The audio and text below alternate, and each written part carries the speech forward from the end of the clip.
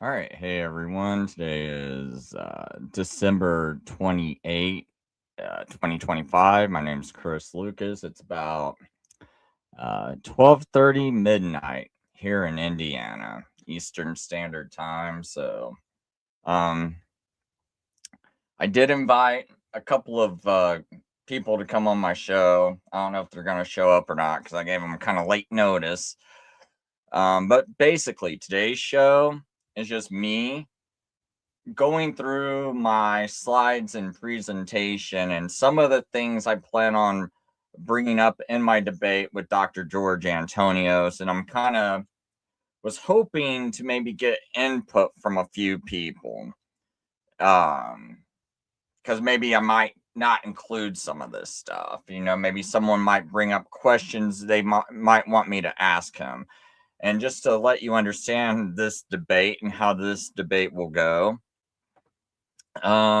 it's just basically going to be a debate about where we present our interpretation and how we exegeted it. And then during the cross exam, we just kind of like, hey, why did you exegete it this way? Why are you seeing it this way?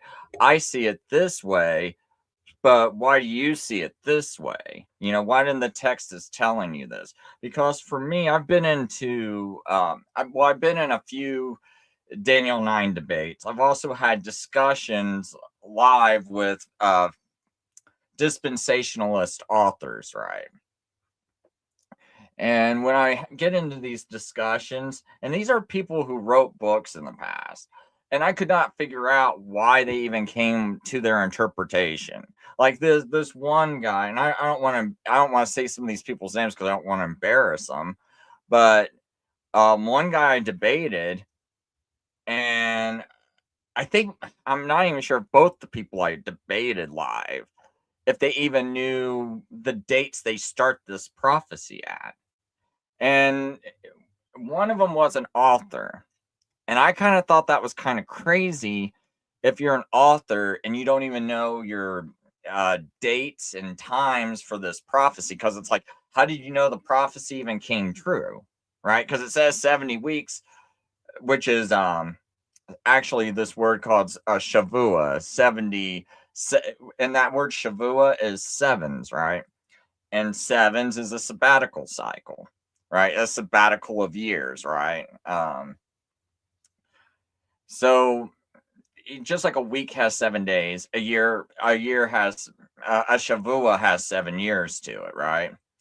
And so at the end of this year, you're supposed to rest, right? And even at the beginning of the prophecy, Daniel's reading the book of Jeremiah, going, saying, "Hey, I'm reading the prophecy of Jeremiah, and I see that the 70 years are almost complete." Well, why were they even in Babylonian captivity for 70 years, right? Oh, because they violated the land rest. So God says He's going to have them make them rest the land for 70 years so the land could enjoy its Sabbaths. And so now Daniel knows that he's coming out of this. So this is why when he's presented 77s again, he knows what that means. They just got done violating the land rest and everything. So, God's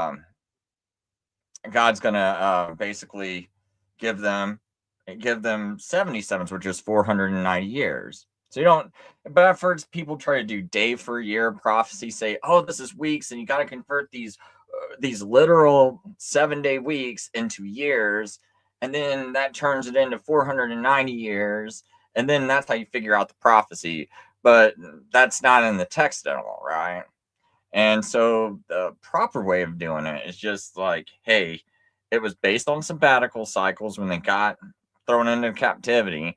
And so now God's taking them out of captivity and like, hey, I'm going to give you another chance because you got in trouble when you violated the land rest. So the most natural reading is that they're going to stick with that same calendar, same sabbatical cycles, and now God's given them 490 years altogether, right? It's pretty simple. And so, but when I debate these futurists in the past, they didn't even know what date. Like some of them would say Cyrus's decree. okay, so when do you have Cyrus's decree started? And one of them, I think, said something like the year 400 and something. I was like, can't have his decree start there. There's like, what archaeology are you going by? And I was like, and I would have gave him time. I was like, you can just go ahead and search up the internet, go take however long you want and pull up your notes. And it's like, well, I never even looked it up. I just guessed. What? You wrote a book for you expect people to buy and you're just guessing? Or no, that's just not important to me. Well, it's not. Why isn't this important to you? You know, it's like, so in my mind, I'm like thinking, like, why are you starting it here? You know, and how do you know it even came true? You know, it's like, how do you know God actually kept his word and fulfilled the prophecy within that time period? How do you even know that like anything about the first 483 years was completed or done and the time frame it was supposed to be done? Do you even know if a temple was even built? I mean, yeah, you assume a temple's been built, but you like you don't even know when they started constructing the temple. You don't even know when these decrees were even given out.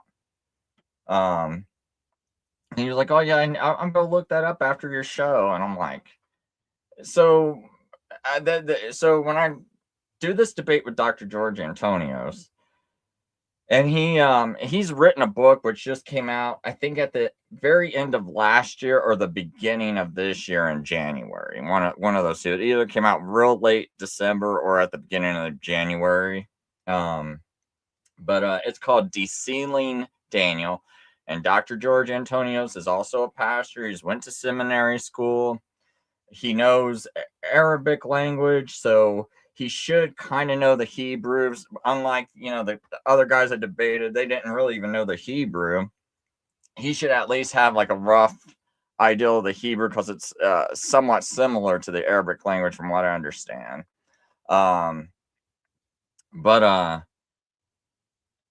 anyway, when we do this debate, it's just basically like, kind of like, hey, this is how I exegeted it. This is why I exegeted it that way. And that's why I'm real curious. Like, maybe my questions finally get answered that none of these other people answered. And I just found out tonight, and this is about my only day I have to prep for this, because I got real busy last week, so I barely got to touch on my presentation. I only get one day off a week, right? And within that day I get off, I still got to sleep and everything. I still got to do things with my kids, my family, and get other things done. So I got about maybe 4 or 5 hours of prep last week, where I kind of went through my notes, and I'm going to have that about 4 or 5 hours today to do all this. And then pretty much I'm going to have almost no time for the rest of the week. So everything I do tonight is basically going to be all my prep work. So some of the things I plan on bringing up, because I think I'll just start bringing up some of the notes, and I might take myself off the screen so everyone can see this. So it's been so long since I did this. Okay, this should work. I just need to kind of reduce my. So I'm just going to go all the way back to the beginning of my slides. These slides are not in order because this is for a different debate that I was supposed to. Someone was saying that they were going to debate me, so I was starting to prepare slides, and it never came through. And these aren't really my finalized slides anyway. And I'm not going to use all these slides. So in case Dr. George Antonios watches this video, this is not going to be all of my slides. But basically, so I just got these notes that briefly runs through Jeremiah, so everyone knows what Daniel's reading at the beginning of the chapter. The whole land shall become a ruin and a waste, and these nations shall serve the king of Babylon 70 years. Then after 70 years are completed, I will punish the king of Babylon and that nation and the land of the Chaldeans for their iniquity, declares the Lord. So, and I have this time period going all the way from 609, about what you would call October or the month of Tishri on the Jewish calendar. So it could be September, October. I think from historical records, it would be about October on where the Gregorian calendar sits. So October, about 609 BC to 539 BC, and October as well is when the 70 years goes on. And then Jeremiah 29:10, I actually think this is a second, like two different 70-year periods. And the reason why I say this has got to be 609 to 539 BC is because you could see that the nation, so it's not just Israel, it's these nations shall serve the king of Babylon 70 years. And so these nations in that part were serving the king of Babylon 70 years. That's about how long Nebuchadnezzar and all the Babylonians were reigning for, right? Then after 70 years are completed, I will punish the king of Babylon and that nation, the land of the Chaldeans, for their iniquity, declares the Lord. So, because I know some people think this has to be something that happens to Jerusalem the whole time, but you can see the word nations. So it just says these nations, not just Jerusalem or Israel, I should say. So anyway, Jeremiah 29:10. For thus says the Lord, when the 70 years are completed for Babylon, I will visit you and fulfill to you my promise and bring you back to this place. Well, I guess this is the same thing, but I also noticed that there is a second. There's a possibility here. I'm open to it that because it says that I will bring you back to this place. So they didn't really come back. But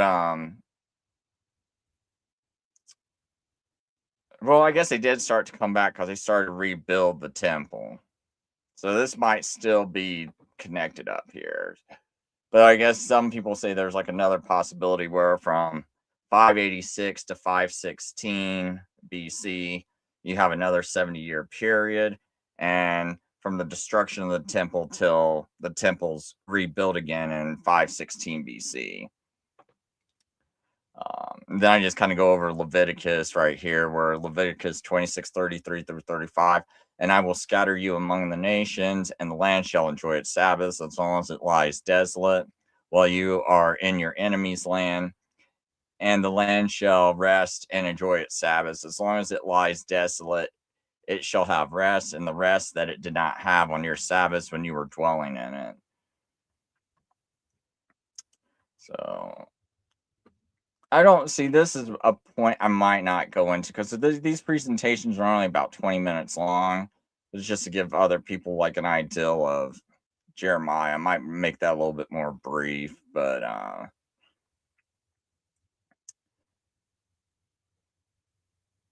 so I do have this literal fluent edition, and this is a translation I've been working on myself, but it's really it's not a big deal for the debate. So it's just something I'm working on because the thing is, when I'm writing my book, I don't want to have to say, "Oh, I'm not sure how copyrights play out," because I am making this whole thing into a book eventually, all these notes. But I don't want to deal with copyrights. Plus, I think some parts of the translations, like I have problems with every single English translation there is, because it's like when you come to certain verses, if they're not translated a particular way, like I can see how a person's mind goes, oh, why is this saying this? How do I understand it? And it doesn't cause like the greatest issues in the world, but it still causes issues. But I'm going to kind of skip through all of this translation. But the main reason why I might briefly go through this is because I want people just to see that when Daniel's praying, he's praying about these Sabbath rests, right? The land resting. And so if I ever debated someone who thinks, oh, these are 360-day prophetic years, this is why I think you shouldn't think they are prophetic years, because those 70 years of that the Jerusalem was lying in desolation was due to failing to let the land rest every 7 years. That's based off agricultural cycles. Those agricultural cycles have to line up with a feast and everything else. And and so you just don't have like a year starting right in the middle of a harvest season. God doesn't do that to these people. It's like you got like these certain times you harvest food, and then you're supposed to let it rest right after that, right? So like God's not gonna have you have like do all this work to grow food and then say halfway through your harvest, you gotta stop here, gotta let the land rest. It's like, so that's why it's gotta line up to like the lunar solar calendar and that the Jews use. And you got 2,000 years. We got over 2,000 years of records and things like that show this. So but basically I want to show that what are they doing? They're in here because of their transgressions. That's what got them in trouble. So that's going to be my general point I'm going to go over, is just that these people Daniel is praying about the transgressions. He goes, I pray to Yahweh my Elohim and confess, saying, Oh, Odani, the great and awesome God, who keeps covenant and steadfast love with those who love him and keep his commandments. We have sinned and committed iniquity. We have acted wickedly and rebelled, turning aside from your commandments and your judgments. We have not listened to your servants or the prophets. Right? So this is the problem here. He's acknowledging that they're in this position because they committed transgressions. So, again, bringing up because of their unfaithfulness, which they committed against you, so they're transgressing the covenant. We have not obeyed your voice, Yahweh, our Elohim, to walk in his laws, which he set before us by the hands of his servants, the prophets. All Israel has transgressed your law and turned aside, refusing to hear your voice, and the curse and the oath written in the law of Moses and the servant of God have been poured out upon us because we have sinned against him. He has confirmed his words, which he spoke against us and against our judges who judged us, and to bring us a great calamity. For under all heaven, nothing has been done like what has been done in Jerusalem. As it is written in the law of Moses, all this calamity has came upon us, yet we have not sought the favor of Yahweh, our Elohim, by turning from our iniquities and understanding your truth. I'm just going to kind of skip it through here. Please let your anger and your wrath turn away from your city, Jerusalem, your holy mountain. For because of our sins and the iniquities of our fathers, Jerusalem and your people have become a reproach all around us. So Daniel, this whole time, as you are noticing, he's talking about their transgressions, their covenant failures. So keep that in mind. Covenant failures, because I believe once we start reading verses 24 through 27, what's that talking about? It's talking about the new covenant. And obviously, because they're right here is basically everything I'm reading that's highlighted. All of this is about covenant failure and why we need a new covenant, because they couldn't keep the covenant. Jerusalem was also, the Jews, the people of the Jews, they were also like the mediator between God and man before there was, before Christ started walking the earth. So it's like, they were the ones doing just like Christ right now. He is our mediator between God and man, but guess what? He also is. He's got the blood of the covenant.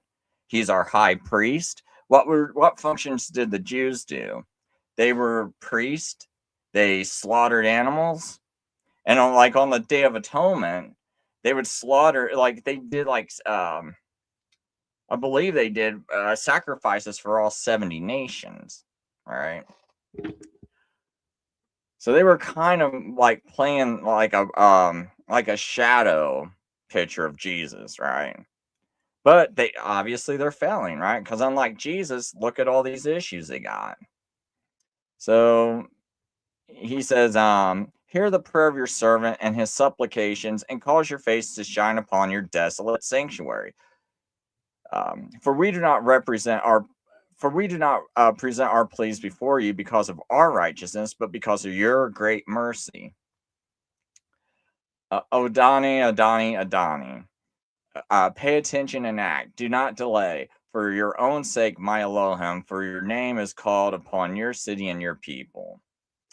I'm going to cover this guy's point real quick so he doesn't think I'm ignoring him. Are the 144,000 including in your talking points? No. It's not mentioned in Daniel. There's no reason for it to come up. Maybe a dispensationalist might include that, but my whole thing is I'm trying to just present something so people understand how to properly understand Daniel, how to properly exegete it, So that's kind of why I'm also reading a little bit of the text before we get to the prophecy. Because we're seeing that, the last thing on his mind is like a second coming, or a third temple. I mean, come on, right now you only had one temple and it's in absolute ruins, right? So there's nothing I'm reading here where you would be thinking third temple or you're thinking antichrist. What it seems like is just the Jews acknowledging covenant failures they had in keeping that covenant, being the mediators of that covenant.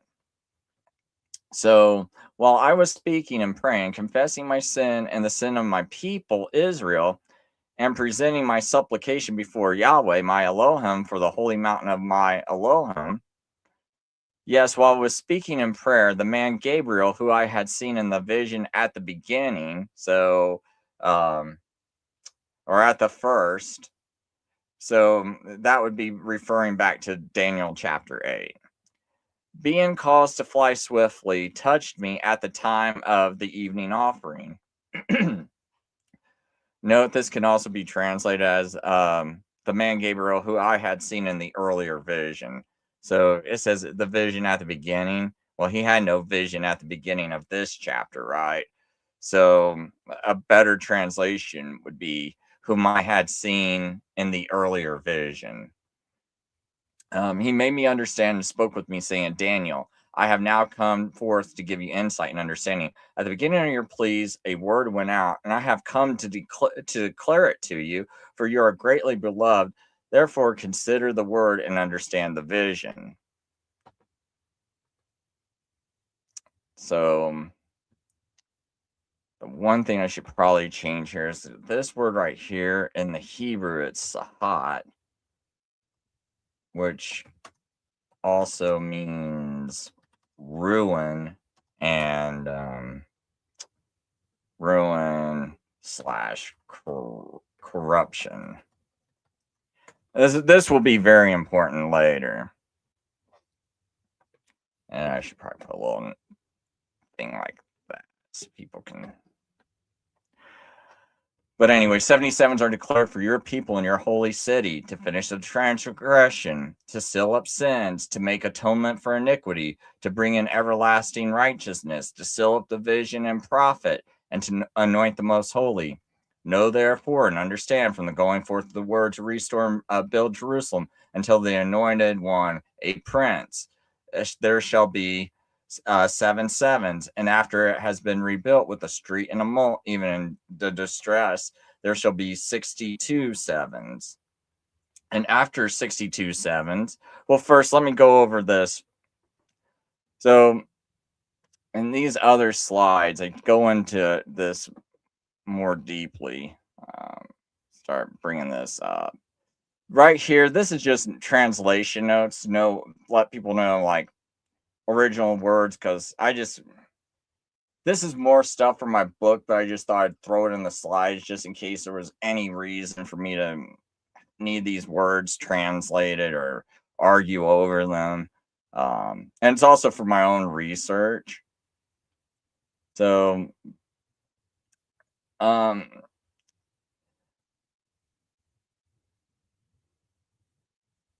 So before we assume Daniel 9:24 is still future, we need to notice that every clause in this verse uses Hebrew priestly verbs, the same language Moses, Isaiah, and the prophets use for atonement. not for a sin-free planet, right? Because what most futurists try to interpret Daniel 9:24 as being is they say like, oh, is it can't possibly have already come true or been what do you mean? It couldn't possibly already come to pass or been fulfilled. That's the word I'm looking for. It couldn't possibly already be fulfilled because, Chris, there's still sin in the world, right? Because when you go up to these verses, 77s are decreed for your people, your holy city, to finish the transgression, to seal up sins, to make atonement for iniquity, to bring in everlasting righteousness. But see, some of these translations, it's got end and to make an end of sins. It says things like that. So when you read it and it says, it almost makes it sound like sin must be at an end, right? But it's actually like seal up sin, make atonement for iniquity. Well, how is atonement for iniquity made? I only know of one way. But like there's futurists that say all of this is still future. Not a single thing has been fulfilled yet. And that only gets fulfilled in the second coming. So that's why I bring up this point. These are priestly verbs, the same language as Moses, Isaiah, and the prophets used for atonement, not a sin-free planet. And I'll show you how each phrase already has clear biblical parallels fulfilled in the Messiah's first coming. A lot of this is just some technical language. I don't think I'll get really into this. Well, I guess this is important, though, to seal up vision and prophet, Hatam, to authenticate or complete prophecy.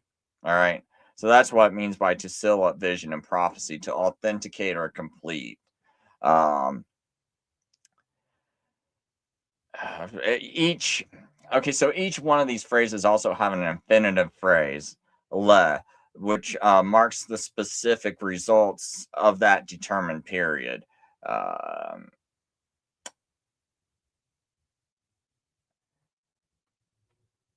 I kind of also have these notes because when I argue with Seventh-day Adventists, I have added notes in here also. This is so I can take my presentation and do different things with this. So just to let people know, there's a lot of extra stuff in here just because it just depends on who I'm debating and then how I'm going to cut this down. So we don't really need to go too much into this right now.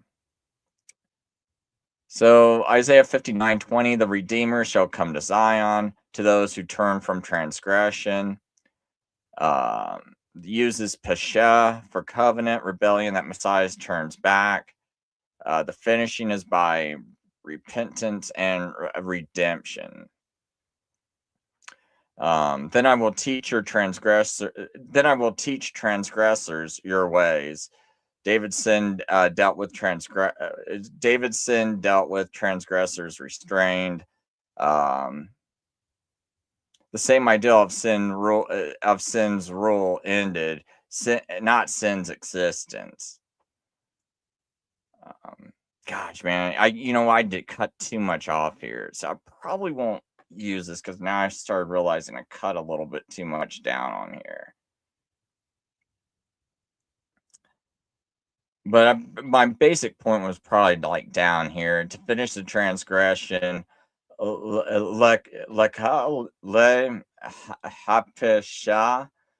meaning to restrain, to bring an end, to close up rebellion, not to make sin extinct. So that's basically my main point to that. Finish the transgression is just to bring an end, to close up rebellion, not to make it extinct.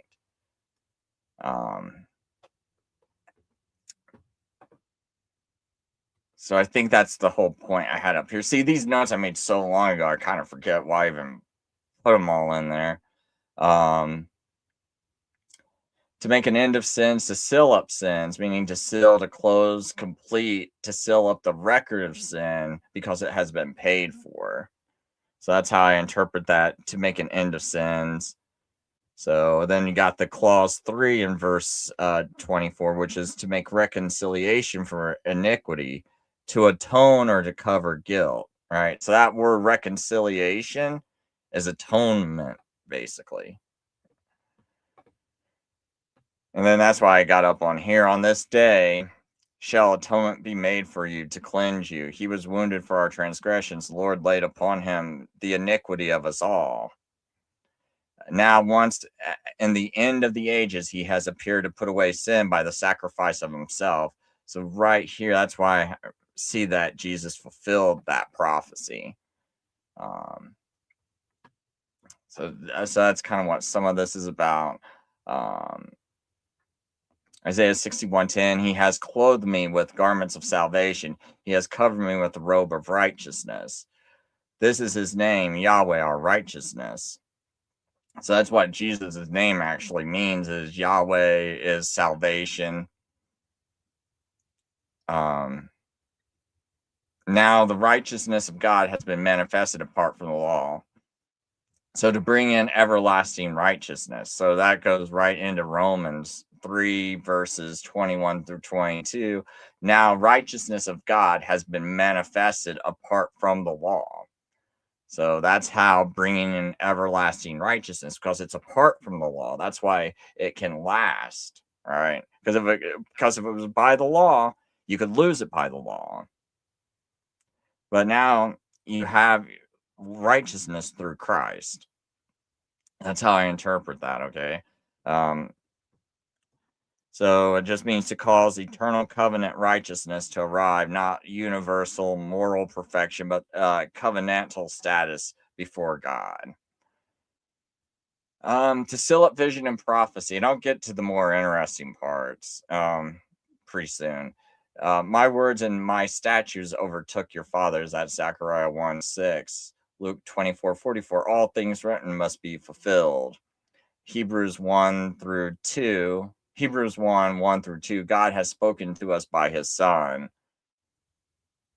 So all this is what I think is to seal up vision and prophecy, meaning to confirm or complete prophetic revelation.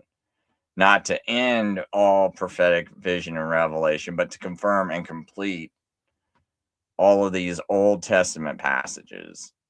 Just like you said, all things written must be fulfilled. To anoint the most holy. So this can be a couple of different ways. Some people can think it means to anoint the most holy place, like Christ did that in the heavenly sanctuary. I personally think it's a person, not really a place. That's still open, but either way, it's been fulfilled either way, and no matter how you kind of look at it. So we got Exodus 49 through 10. Moses anointed the tabernacle and all that was in it. Hebrews 9:11 through 12. And yeah, part of this is I got these notes here because I want people to also see that this is like atonement language that you basically see throughout these verses. So that's why it's got to point to Christ, right? I mean, that's generally most of why this whole part even exists, is just to kind of show atonement language in verse 24. So Hebrews 9:11 through 12, Christ entered the greater and more perfect tabernacle by his own blood. So if you want to say it's a place that he anoints, that's one way he can do it. Or you'd say Acts 10, verse 38, God anointed Jesus of Nazareth with the Holy Spirit and power. So you could also say God anointed that way, and that he's the most holy. So it's either way, it's to consecrate the ultimate holy place person fulfilled in Christ's heavenly priesthood. So by his own blood, when he died, he made a covenant, and that was his testament, because he finished testifying about himself when he died. He had a perfect earthly existence. So when he died, he had a full testimony. So you could also say he's anointed, right at the moment of his death, because he gave a perfect testimony, which brought in the new covenant because it proved that he was the perfect sacrifice. So the futurists might say things like sin must disappear from earth, but the biblical reality is sin's guilt and dominion are removed by Messiah's atonement. They'll say prophecy must describe the millennium. This is where you get your. They believe like after the Antichrist comes and does this thing for 7 years, at the end of the tribulation, that's when the millennial reign starts, because Christ comes, stops the Antichrist, then the millennial reign starts. That's what a lot of them, at least, seem to believe. But in biblical reality, it describes the cross and the new covenant inauguration. Finished transgression means end of evil. So okay, yeah, that's kind of one of the ones they think. So it's that part on finish the transgression. They think that means end all evil. But actually, finished transgression just means close rebellion's legal record. Unfulfilled because, and so they'll say it's unfulfilled because evil remains, but the biblical reality is it's fulfilled because redemption's accomplished. This is all about atonement. But even if they want to argue, even if you can make really good arguments, there'd be other issues, which is I'm about ready to come into, about ready to show. Anyway, know therefore and understand that from the going forth of the word to restore and build Jerusalem until an anointed one, a prince, there shall be 7 sevens. And after it has been rebuilt with street and moat, even in times of distress, there shall be 62 sevens. Now, here, I go by the decree of Ezra to start this, but one thing I want you to notice in this language, it says, from the going forth of the word to restore and build Jerusalem until an anointed one, a prince, there shall be 7 sevens. The 7 sevens refers to Jerusalem being rebuilt with the street and a moat, even in distress at times. And then there shall be 62 sevens. So the 62 sevens is after Jerusalem is rebuilt till Messiah the Prince. You got 434 years. So you got 49 years. Then you got 434 years, which is 483 years altogether.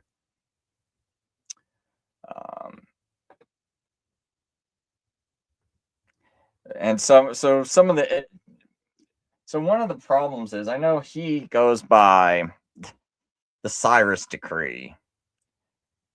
I'm definitely going to have to rework this, because down here, I have all these notes about the decrees and history and everything. But see, if he goes by the Cyrus decree, you see it starts in 538 BC, and I've already calculated what happens when you add 483 years to it. You get 55 BC. Well, that's far too short. And the prophecy says until Messiah the Prince. I don't see Messiah the Prince popping up in 55 BC. In fact, no one does. And if you add 7 more years to it, well, he should have came and gone by then. And that's 48 BC. Try to use the Darius, when he gives that order, like temple rebuilding had stopped after Cyrus gave his decree. It stopped for about 20 years. And then so Darius restarts that temple building process around 520 BC. But you add 483 years to that, you get 37 BC. You got the same issue. Futurist, most of them, they use this Artaxerxes 444 BC, and they add 483 years to it. But the problem is it pushes you past the crucifixion. And this is why they say, oh, we got this brilliant idea. We got this thing called a prophetic 360-day year. Well, problem with that is God is not dishonest. And the only year Daniel knew about, and the only 7-year cycle of time Daniel knew about, was the cycles tied to the sabbatical cycles, which are based off of lunar solar years, which is based off of agriculture.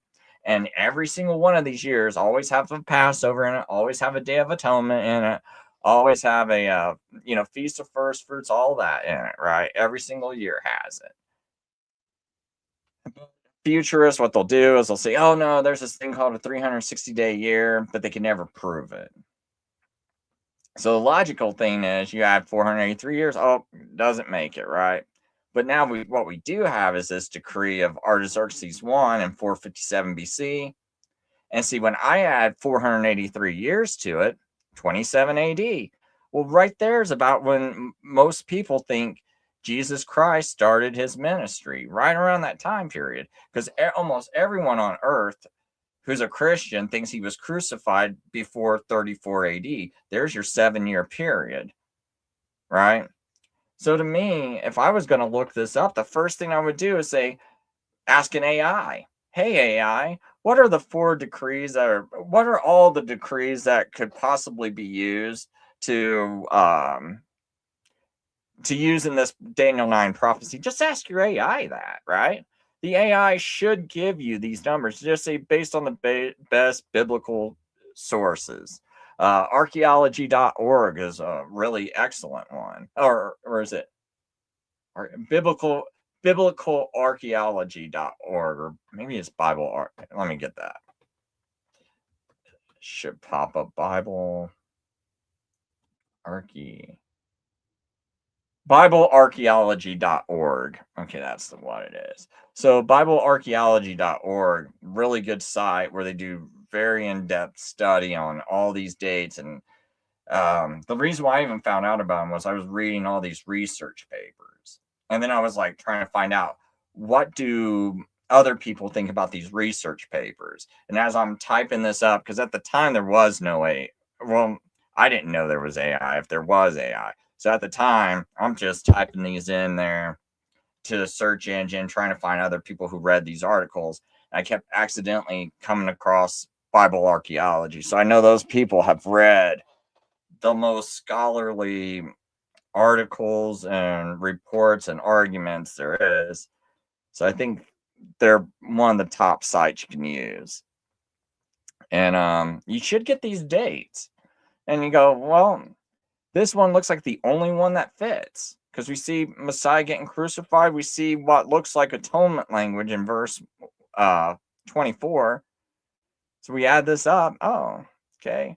So, but here's the thing. If you look at 457 BC to 408 BC, you see complete reconstruction of Jerusalem finished. In fact, all of the books of the Old Testament, the canon's complete by 408. You don't see no new books after 408 BC. I think the book of Malachi was completed around 412 BC. And so Ezra, Nehemiah, and Malachi are all working together to finalize the canon and all this other stuff during that period. They're restoring Jerusalem. They're teaching people about the law. They're even bringing them back, because that decree in Ezra 7 is about bringing those people back from Babylon back to Jerusalem. So we see that Ezra's getting the funding. And you see a royal decree. You don't see some little tiny little decree. You see a big royal decree that takes up almost the entire chapter of Ezra chapter 7. So, just me even being a very simpleton about it. Go look up this. You see these dates. And you just do this little math right here. And then let's just, now, even if you are open-minded, you're like, I don't know if this could be Jesus. Even if you don't even really understand verse 24, you should at least understand math. And so when you're going through the whole prophecy, why would you pick any other date? And then just see if the language could actually fit it. And if you have serious problems, then I would go back to Cyrus or Artaxerxes and his 20th year. So that's what this other Artaxerxes date is. It's in Nehemiah, I think it's chapter 2, where he gives this decree. But it's not really a decree. It's like because a decree should be something public. And this is like a private letter that he gives to Ezra so he can get some resources. So I don't think it meets the definition personally. But let's go on to So I do have something in case anyone ever fought me about the archaeology, so I could do this presentation for even. I'm hoping to debate a Jew someday, a Jew that believes Daniel is a biblical book, but doesn't believe in the Messiah. And I would use this as proof because right here we got all the dating. Um, so I go into the Babylonian Chronicles, Eclipse tablets. So we can confirm all this dating with all this information I got up on the screen. Cyrus Cylinder, and Nabonidus Chronicle, the Histon inscription and Persepolis tablets, Astronomical Diary VAT 5047, which talks about the eclipse in Artaxerxes the first, his 11th year in 454 BC. So it helps you fix the 7th year to 457 BC. So, because this decree goes out in Artaxerxes' 7th year in Ezra chapter 7. So, this is kind of like real easy to remember too, because it's Artaxerxes' 7th year, it's in Ezra chapter 7, which is 457 BC. So, you got all this data to confirm it. So, there's no reason to go, we can't figure it out. No, we got all this evidence. And I actually got into a debate where it was really sad because this person who's a dispensationalist who believes this is about a future antichrist. What was really sad was if you listen closely, he almost sounded like an atheist, like, oh, you can't know. We don't, like, it's almost as if the Bible was like a fan fiction book or something like Nostradamus, where we don't know. We have to invent evidence because it's not a real book, guys. We got to invent this archaeology. We got to twist everything. That's like, and I'm sitting there like, no, we actually got real evidence. We don't have to do this stuff. You want to do this stuff because you just want to hold on to this lie so bad, but we don't have to do this. We got evidence. See, the thing about the Bible, it should line up with history because this is a real book by a real God. It's not some fake stuff. And these people, like when people wonder why I get so upset about this, it's because when you really listen to a lot of these dispensationalists, they'll start saying words like "you can't know." It's almost like, well, you can't know if evolution's not true. You ever hear an evolutionist talk? They'll be like, "Oh, you don't know. It could have happened. This could have happened. This could have." It's like, well, when I believe in creation, everything I believe in lines up with the reality.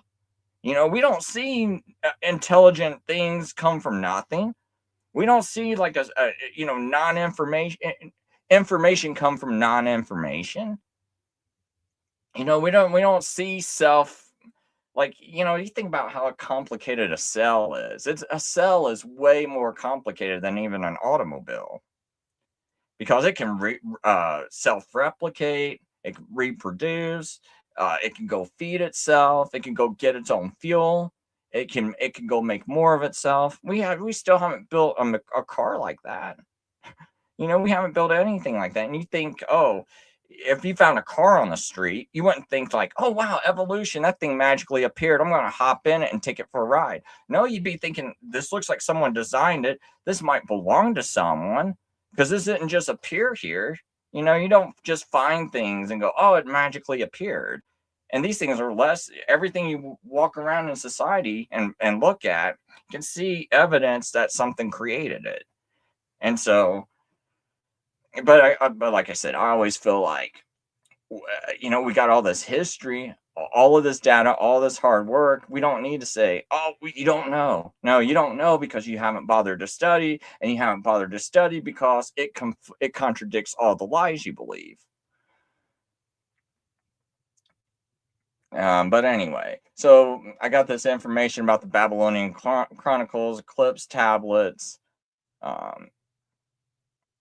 So I might just skip all this. This is just since this really isn't too important for the debate, since he's not arguing with me that this isn't fulfilled. I mean, hopefully, I don't know much about the guy I'm debating. I just know, he wrote a book about Daniel, and he's a pastor, and he's been doing this for, I think, over 10 years. So hopefully we don't have to argue about archaeology and whether this is true or can be trusted. But this is basically in case I ever got into those type of arguments. I just wanted to say, no, look, this stuff actually exists. We can actually date it. Or the next futurist I get in an argument with about this stuff. It's like, no, we know these dates, so we can time it. We don't have to guess. All this is pictures of everything. This stuff is real. This is why it's real. I got the Elephantine papyri, the Marusha papyri. And in case no one knows what these are Jewish and business documents from the Persian era colonies, Elephantine in Egypt, Nippur and Babylonia. They reference Persian officials and contracts dated to the reigns of Artaxerxes I and Darius II. So why does this matter? It shows that Jews and Persians were using the same regnal year system as the official Persian court.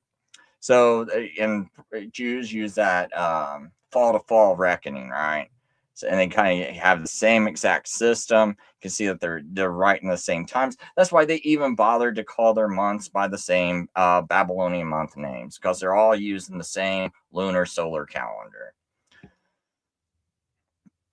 And so the Elephantine papyri includes letters mentioning Passover observance and the Persian governor of Judah, matching the post-exilic context. So why is this reliable? It's dated and signed and archaeologically authenticated legal papyri, contemporary evidence from different regions under Persian rule. So it provides cross-regional consistency in dating, proving the Persian year system was standardized. Because, they'll argue, man, you can't pray. We don't know how they calculated the dates. It's like, yes, we do. Stop sounding like an evolutionist, atheist that denies all the evidence. So I'm going to kind of skip through this. There's a bunch of kind of skipped from the beginning because I was showing all these dates and things. So back to Daniel 25. So anyway, and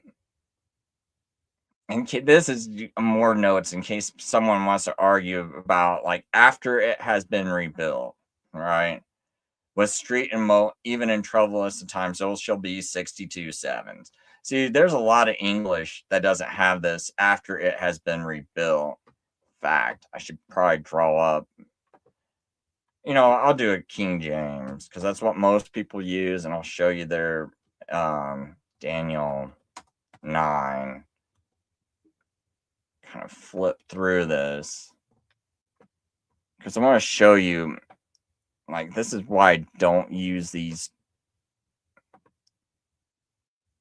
translations.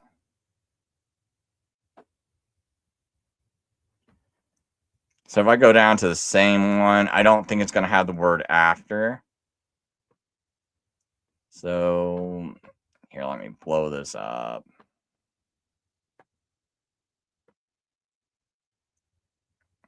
So know therefore and understand that from the going forth the commandment to restore and build Jerusalem until the Messiah of the Prince shall be 7 weeks and 62 weeks. The street shall be built again. So I guess built again, rebuilt, it's kind of same thing. And the wall, even in troublous times. And after 62 weeks shall Messiah be cut off. So yeah, so basically you would have all this happening, and then you'd have 62. So what's basically telling you, because you got to remember, all this was all one. This wasn't broken up into two pieces, two sentences. And so it's like, and there's also a lot more to get into like this right here, but in 60 in 2 weeks, the Messiah, the street shall be built again, and the wall even in troublous times. So it's kind of telling you what's going to happen in the first 7 weeks, and then now it's going to tell you, and after the 62 weeks shall Messiah be cut off, but not for himself. So I guess there's not a huge difference between the way I translate it and their translation.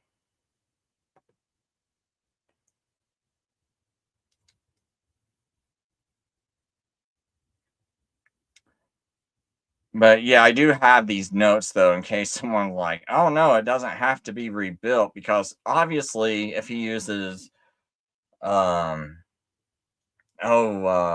Cyrus's decree, which is what he told me, I don't, I mean, I guess this might come in, because it should, because this Venev Ita or Eta or Ete is like a Nifel perfect of Bana build, perfect completed action, has been rebuilt, not will be built. So hopefully he's not going to try to say it means it will be built during this whole period. No, it should already be rebuilt, has been rebuilt. It's already, that's why I have this note here, because it's a completed action, has been built. I think that's even what the King James basically says. In fact, let's just go back to it. The street show, yeah, after to restore and build Jerusalem until Messiah the Prince, there shall be 7 weeks, 62 weeks. So right here, it's telling you about the whole entire 69 weeks right here. But then it's going to go into detail about the first 7. That's why they got, even King James puts a semicolon here. The street shall be built again, and the wall, even in troublous times. So that's what happens during the first. That's why basically you get an idea. Oh, this is for the first 7 weeks. The street shall be built again, rebuilt. So, and this is past tense. So it's pretty much the same in the King James. And the Hebrew confirms it. So there's really should not be no argument. You got to prove that this has been rebuilt after Cyrus's decree. How are you going to possibly prove that? Because I think, what is it in Zechariah? What is it, chapter 8? I think it's Zechariah chapter 8. So long since I read that, I can't even believe I remember it. In fact, yeah, it is in there. Here, we'll just do King James. I'll just do their text. I think he's a king. Yeah, he's a King James onlyist anyway. So I'd like to try to stick with the King James as much as possible. It's just in case there gets into an argument. No. It doesn't mean rebuilt as completed. Well, yeah, it does. Here's the Hebrew to even prove it, and here's the Greek Septuagint to prove it. Things like that. But if you look in Zechariah, and so this is what year is this? Let me ask the AI real quick. I'm gonna have to bring up a new.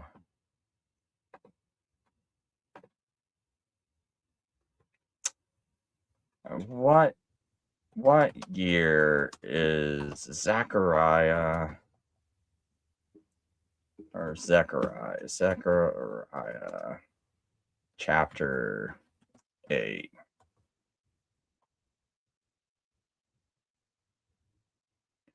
It's in 520 BC, so we still see that nothing's been rebuilt. It says, "Thus say the Lord of hosts, I was jealous for Zion with great jealousy, and was jealous with her with great fury. Thus says the Lord, I am returned unto Zion, and I will dwell in the midst of Jerusalem, and Jerusalem shall be called a city of truth, the mountain of the Lord of hosts, the holy mountain. Thus said the Lord of hosts, there shall yet be old men and old women dwell in the streets of Jerusalem, and every man with his staff in his hand for very age, in his staff for very age." Yes, old. Anyway, and the street of the city shall be full of boys and girls playing. So the streets are currently not full of this, because that's why he said shall be full. So right now we know it's already 18 years into the temple rebuilding. After 18 years after Cyrus gave his decree, look what we see here. Has anything been rebuilt yet? I mean, where's the evidence that anything has been rebuilt yet? Trying Trying to look at, see if the AI tells me any more notes.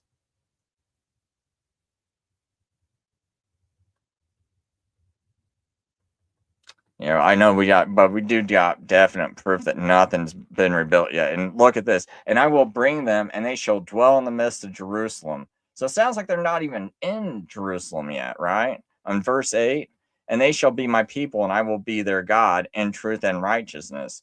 Thus said the Lord of hosts, let your hands be strong, yea, that hear in the days these words by the words of the prophets. Oops. Which were in the day of the foundation of the house of the Lord of hosts was laid, that the temple might be built. For these days there was no hire for men, nor any hire for beasts, neither was there any peace that went with him, or went out, or came in because of affliction. For I set all men, every one against his neighbor. So it sounds like nothing is built. I don't see any other key.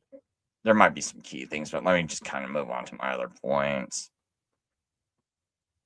So we see like all this physical construction. It's according to the Hebrew wording and everything in that verse. And even I argue, even if you read the King James, that needs to be complete, and it's not complete. There's no street and moat, nothing, no defensive structures. Right? That's what the street and moat basically are: public squares and defensive structure. And it's not like they're even facing times of distress. They're not even there, So it's a lot of rebuilding to do, and and I don't even see proof of it. So then this is just more going into a Hebrew phrase, and just where, if you try to say, oh, it doesn't mean it's already been rebuilt. These are like this is arguments that show that the Hebrew is saying it should be. And then here's other English versions. So some make it sound like in the future it will be built again.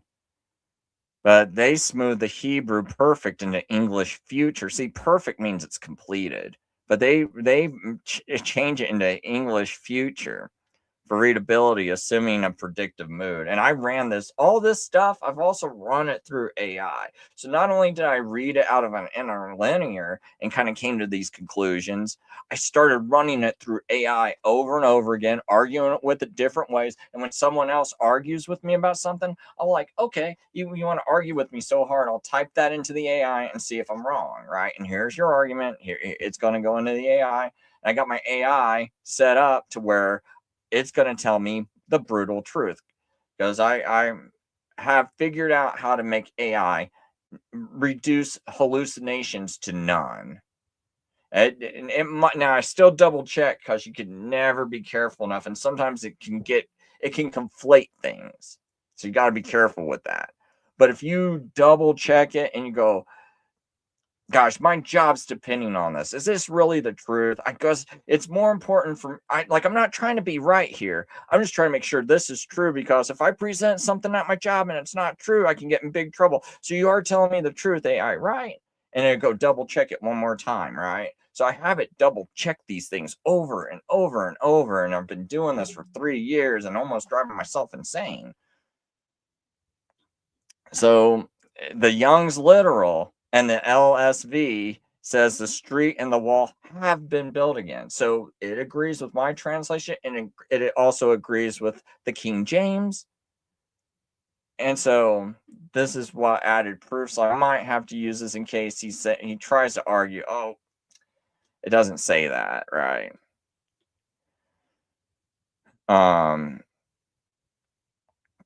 But this is why I interpret it the way I interpret it, because I'm like, this is the only decree where I can have this already built. It's got to be built by the end of the 49 years. Everything's got to be restored. So it's just more grammar arguments. And I actually got a lot more simple stuff in here. Like, I know these grammar arguments, it can go over your head. I'm not planning on getting into a lot of these, but like I said, I shouldn't have to. His own King James, says it's complete. But that's just in case he tries to argue. So Daniel 9:26 is the second part. After the 62 sevens, the anointed one shall be cut off and have nothing, and the people of the coming prince shall destroy. And that Hebrew word is sehat. I think that's how you pronounce it. Sahat or sehat, which means corrupt or ruin the city and the sanctuary. And its end shall come with a flood. Until the end there shall be a war, desolations are decreed. Now, here's how a lot of people read this. It's like, this has to be the Jews. And the reason why I say that is, when you look at verse 25, so I gotta go back to that translation.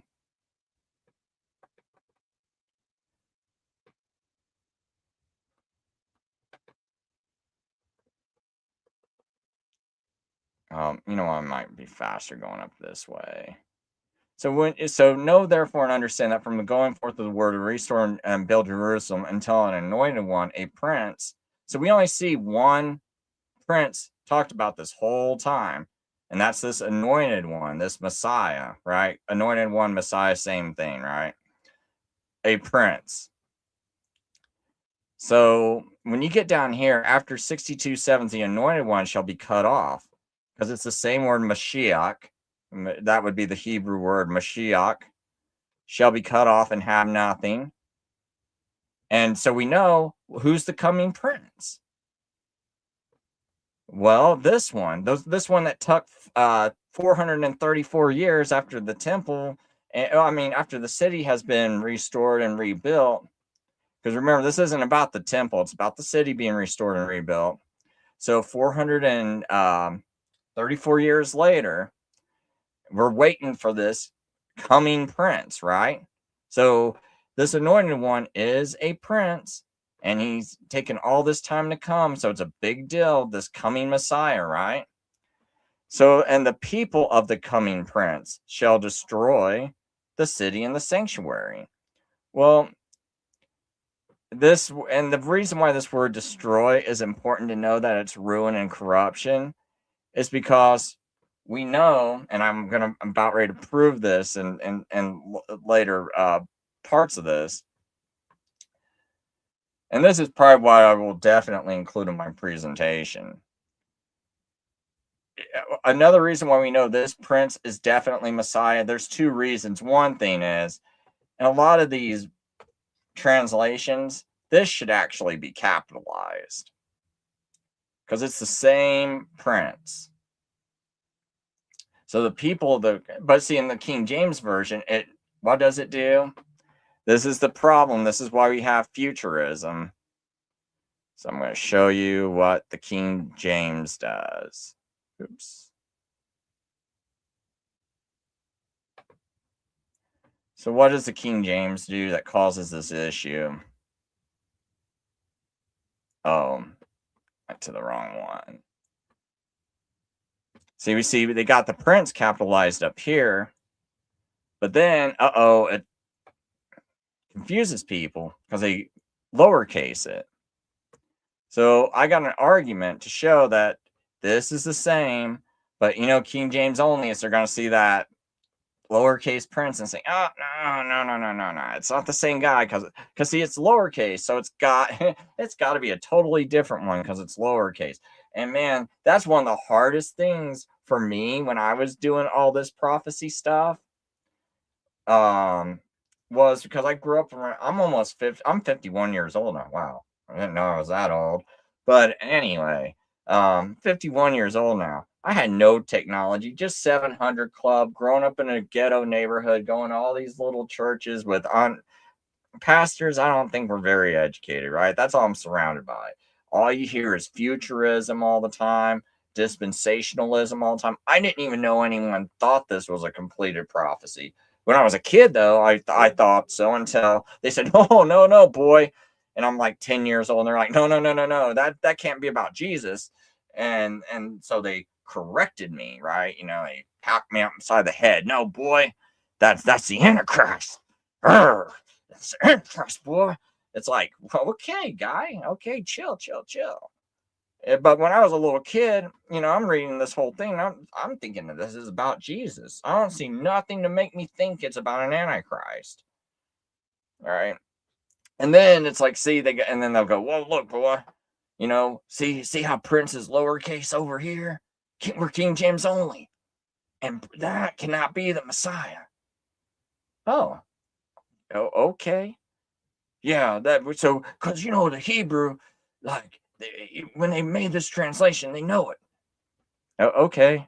I'm like dumb. I didn't really understand that until about 4 years ago, And I started reading looking at the Hebrew. I'm like, well, they don't capitalize the Hebrew.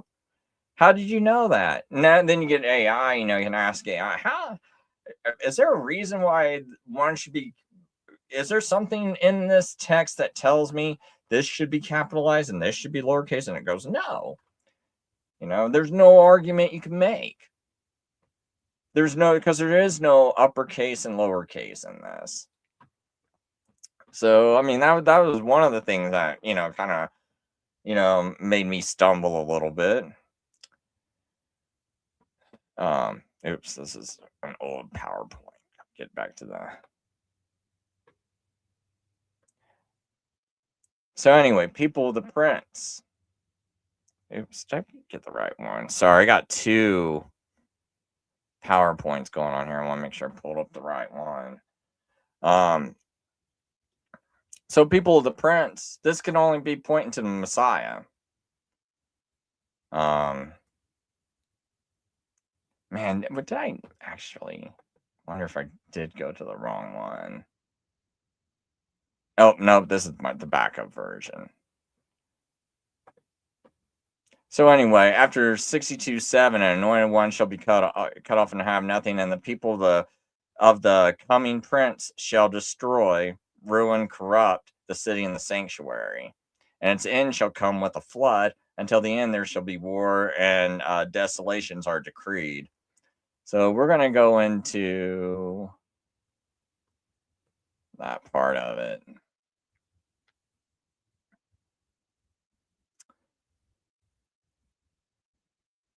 So, okay, one thing about this also is people, it's this word am. And if you know, the Jews got 2 words for people, right? They got goy and they got am, right? And am, almost in the entire Bible, it always refers to a distinct people, and it's always the Jews almost all the time. I like, off the top of my head, I don't think I can think of one time. I mean, someone can go ask AI. I probably should have done it. But I don't think there's any time when you can look up the word am and it means, like, if it does mean a nation, you have to you will find something like Rome or Egypt next to it.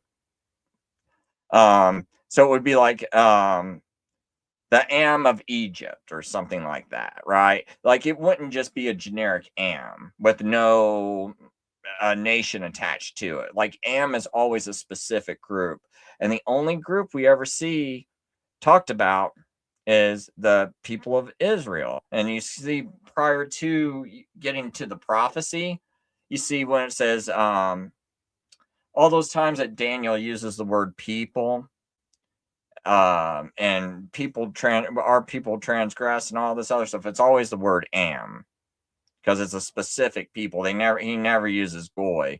So when you see this verse and you say the people of the prince who is to come, that word prince is nagid. That word, and it's the same nagid, N-A-G-I-D, is how you translate it or transliterate it to English. Same word in Daniel 9:25, right?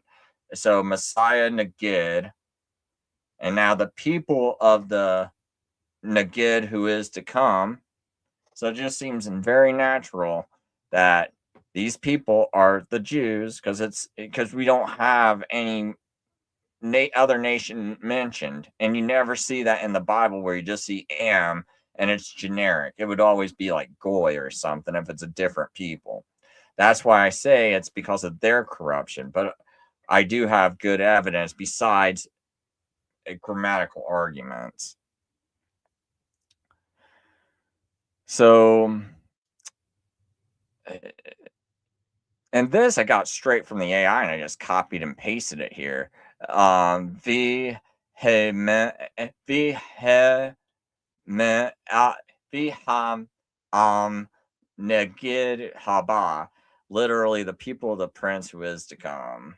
So, and there is no separate word of in Hebrew. Possession or association is shown by a construct relationship, not by a preposition like English, like English of, the word of, right? So when you see two nouns placed side by side, because that's all we see in the Hebrew, we don't see people of the prince. We see people prince, right?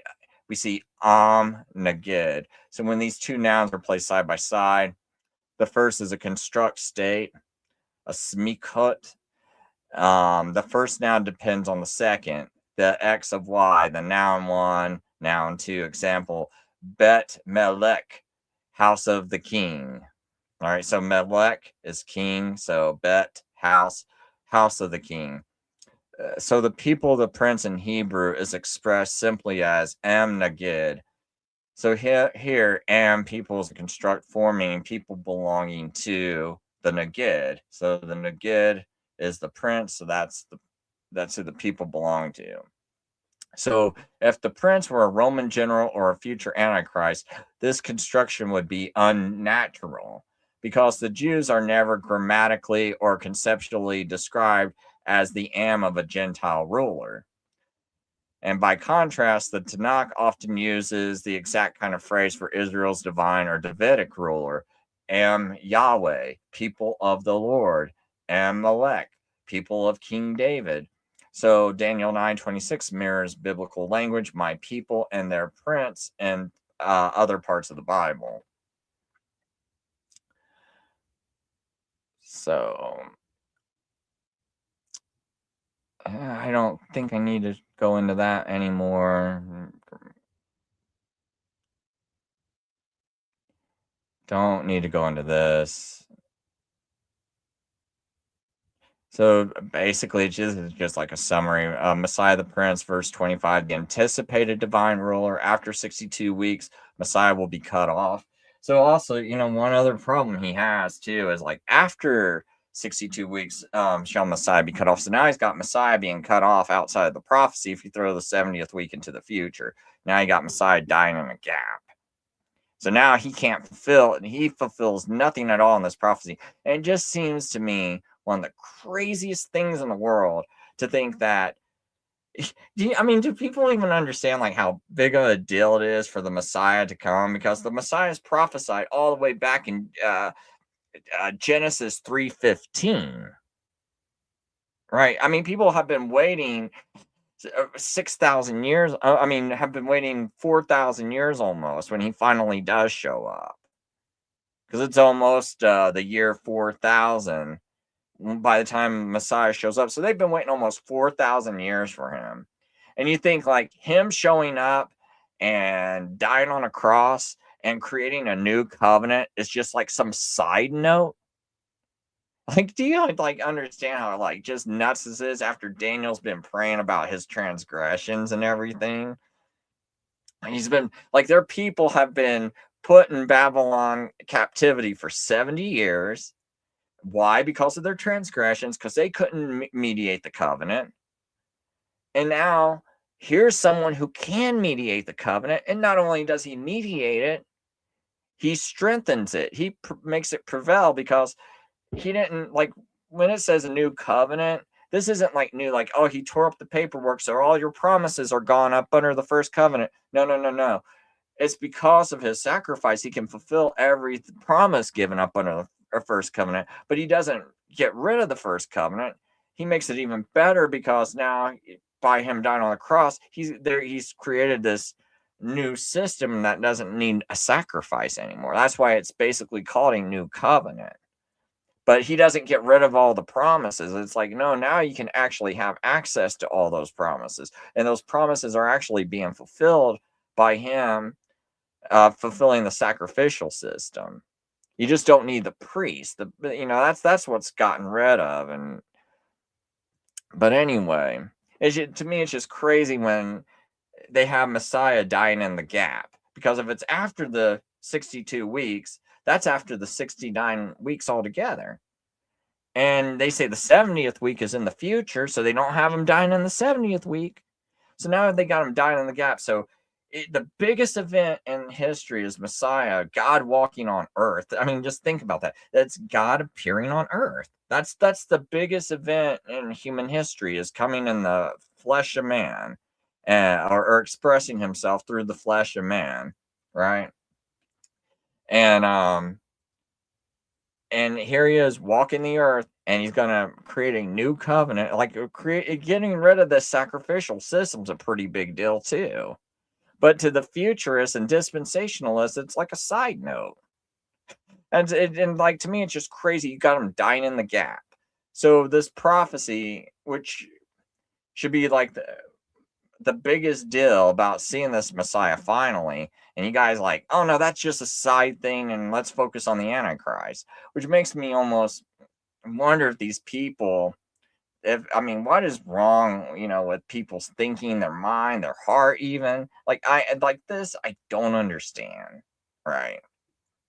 Because this just seems like so obvious to me, especially when you do the math and you like really think this through. Like, don't just go, oh, I'm the type of person that's going to fail an Ash conformity test because, oh yeah, I watched that video where, if people are not familiar with Ash conformity, it's where you see 3 lines and one of them's a little bit shorter or longer than the other ones. And they got these people that go into this classroom, and what it is you got one person that doesn't know this is an experiment or a test, right? And so these other people in the classroom are saying that, whatever line, like let's say one of the lines are shorter, like line number 3 short, the shortest one. They'll go around and asking everyone, and you'll see that the one person who doesn't know this is like a test and stuff, and he doesn't know that these people are in on it. At first, he gives the right answer. They'll all say like, they'll all say 2, 2, 2. And then he'll go 3, which is the right answer. But then you'll notice after they do this test over and over again, he starts agreeing with them. And some people see that and go, oh man, I wouldn't be that guy. But then if you're presented something in a different way, like theology or something, where, oh, everyone's doing this thing, everyone's believing this thing, you actually do the same thing. You actually give into that Ash conformity just like that guy did. And people don't realize this. And just go look up Ash conformity on YouTube. You'll see like it's some old movie they used to show me in grade school. So it's ASH conformity. But anyway, or you can put ASH conformity test. I think that's how it's spelled. It might be ASCH, but I think it's ASH. Been a while since I looked at it. But anyway, and I think that's why people just don't kind of get the obvious. But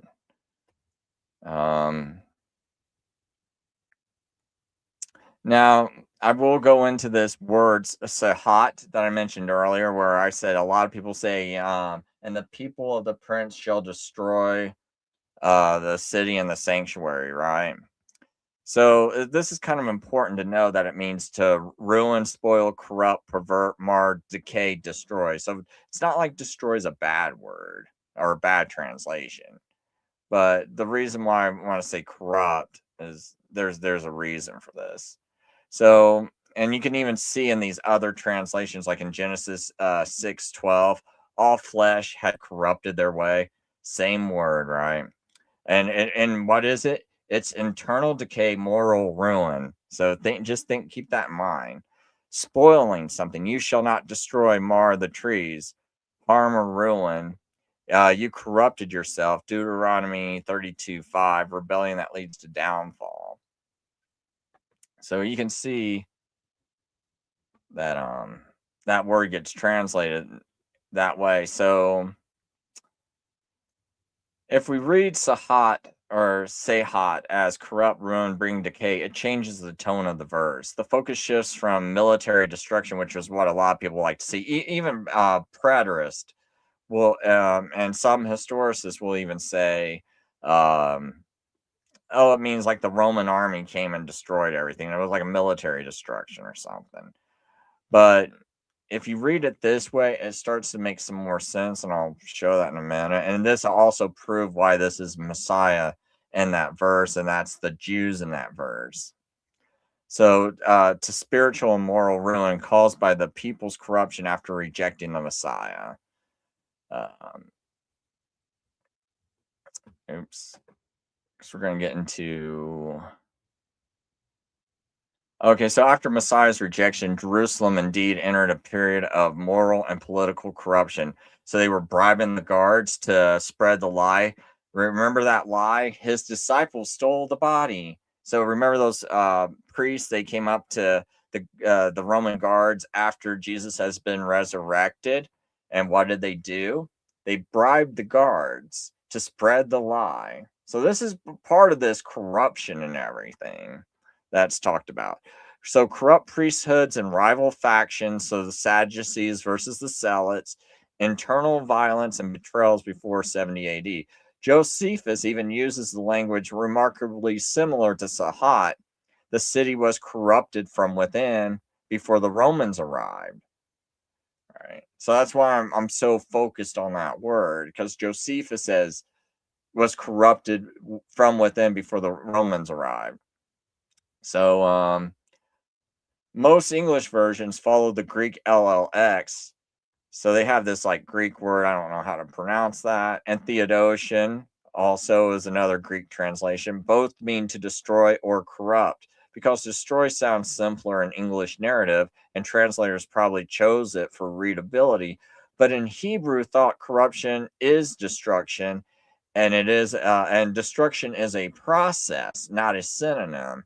So when translators made their choice, they flattened a rich Hebrew nuance into a single blunt English verb. So it's not like a horrible translation, but you can just kind of see, like you could still say destroy and still get the same meaning, but you can see why, if it means corrupt, and if you put corrupt there, how it makes it just kind of easier to understand what's going on, especially when you start to read things Josephus wrote.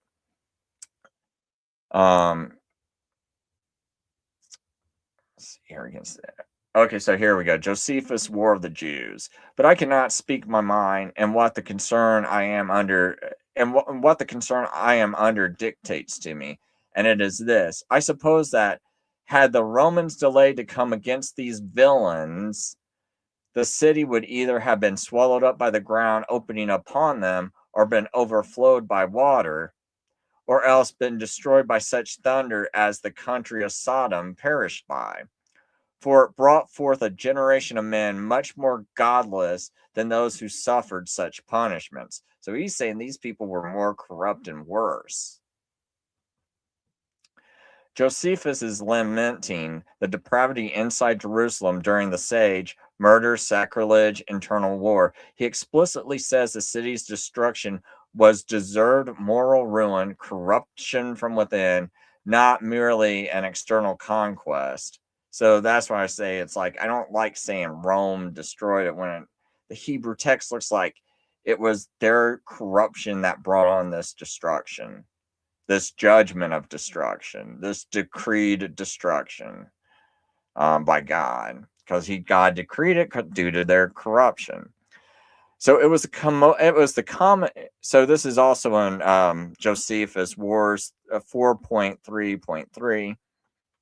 It was then common to see cities filled with dead bodies still lying unburied, which is like also uncleanliness. And that's a sign of corruption too.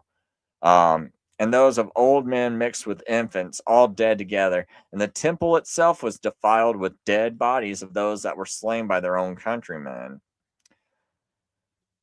So the sanctuary, Mikdash, parallel to Daniel 9:26, the sanctuary became polluted by internal murder, the same sense as corrupt, defile, ruin. And this is kind of an important part here.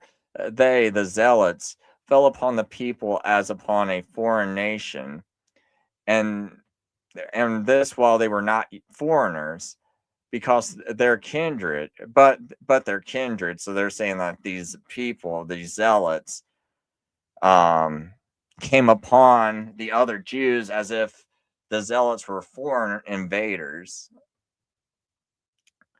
but they were actually their kindred, in case people are having trouble understanding what he's saying.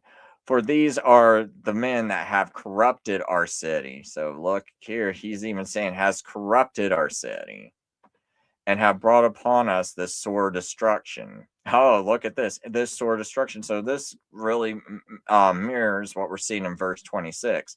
But see, this direct phrase, have corrupted our city. So the Greek here, so Josephus is writing in Greek. He gives us this word, diaphterum, something like that. So it's the same root the Greek translators of Daniel use for sahat. Same, and you can see it's the similar word when you look into the Septuagint. And so Josephus literally uses the same word family the Septuagint uses. So when I'm saying, I want to use the word corrupt instead of destroy, this is why I'm doing it, basically. And this stuff, I might say that in the debate. This is going to, if I can figure out a way to make it simplified, I'm just kind of going over all the notes I have. So I don't know, in case someone sees something, they go, oh, Chris, you should definitely include this. Don't include this. This is why. But anyway, I venture to affirm that the sedition destroyed the city. So even right here, he's basically telling you. I venture to affirm that the sedition destroyed the city and the Romans destroyed the sedition. Joseph makes it explicit. First came the corruption, the sedition, then the destruction. The city was morally destroyed before it was physically destroyed. So, in summary, Josephus confirms Daniel's prophecy to corrupt and bring ruin. Long before the Romans broke the walls, and Jerusalem had already destroyed itself through corruption. As Josephus wrote, they have corrupted our city and brought upon us this sore destruction. So they're the ones who brought upon us this destruction. So that's why I say, when I go back to this translation I have,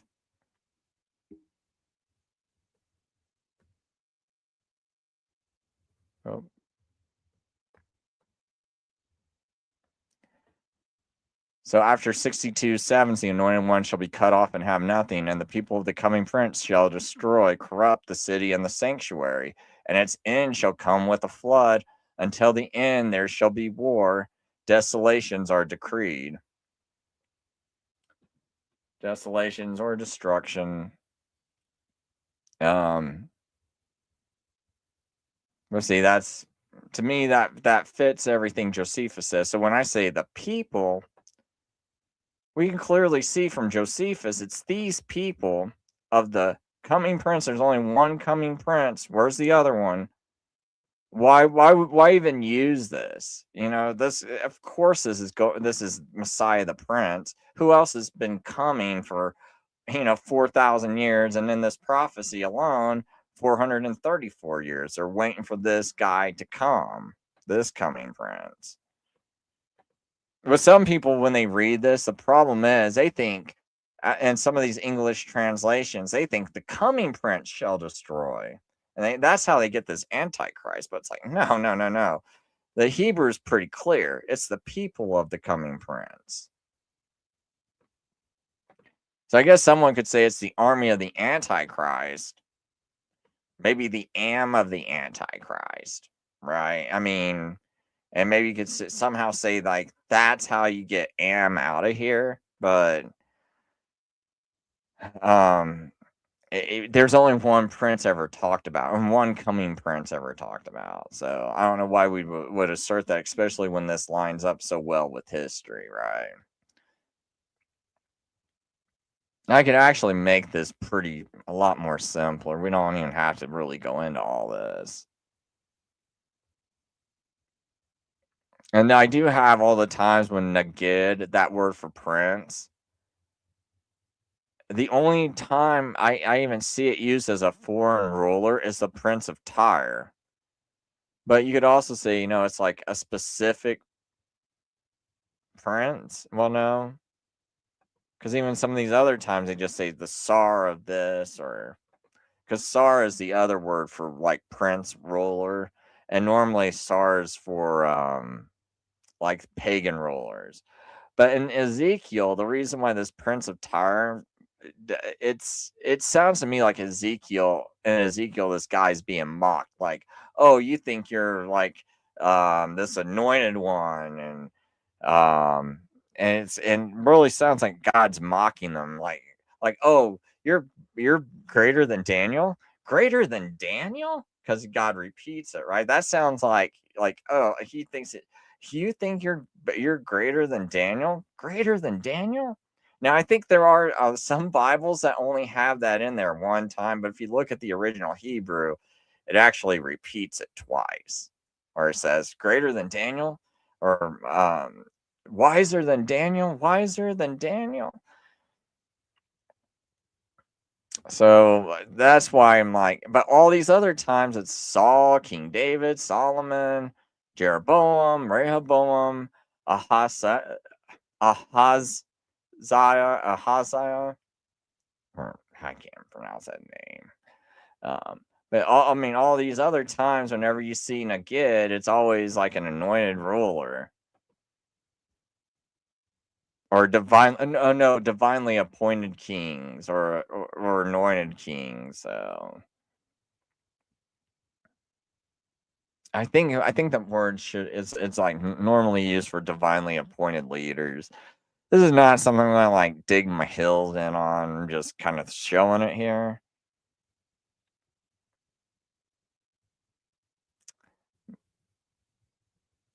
And just in case, I'll pause here for a second.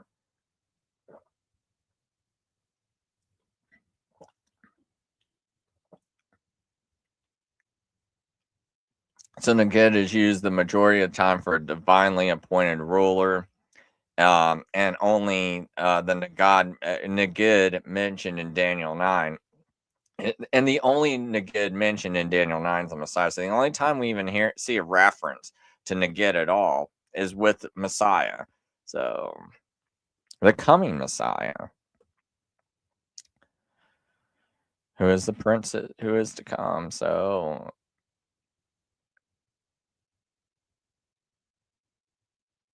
oh yeah, there is one time I did find that later. It wasn't in Strong's though, because like Strong's a lot of times can give you like every single instance.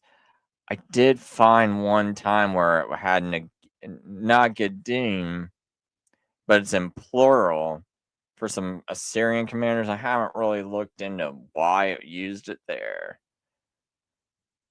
But like I said, I'm not going to put a lot of weight into that because I think the stronger argument is just the fact that um, you only see one prince ever mentioned, and then it says the prince who is to come. Well, you only see one prince who is to come mentioned. So, I think this is just some more stuff about my people. You can see all these times when is used.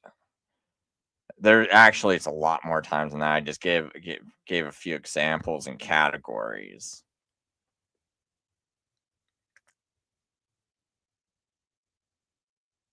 And like I said, the only time I ever see it used for Gentile nations is when a specific group is mentioned, like Moab or Edom.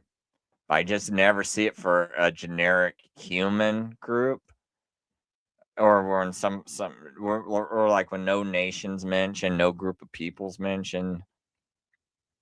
So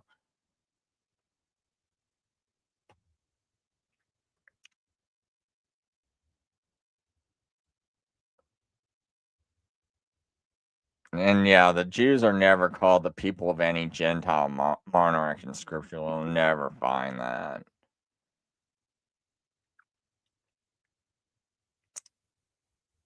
So I think I've already went through all this.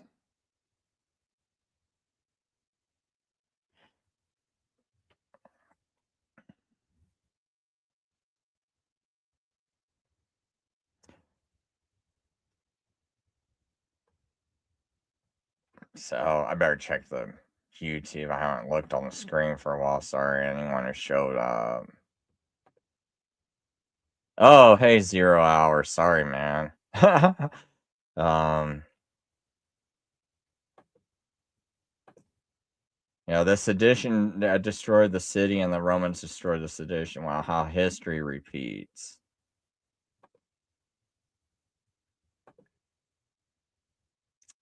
Oh, Alvin, I don't know what you mean. I'd be happy to answer your questions because I want to make sure this presentation is good. Now, guys, this obviously I went for an hour and over an hour and a half now. I'm not gonna. My presentation is going to be very concise. I'm just showing you like all of my slides, so I give people a really thorough explanation of how I'm seeing Daniel and all these different arguments as to how. But I'm going to narrow it down to a real basically it's just going to be showing the decree dates and showing how it just doesn't add up to the language with anything else. But look how it's like when one interpretation and one set of numbers, Artaxerxes' decree in a 7th year, and it matches all the way up to the crucifixion of Jesus.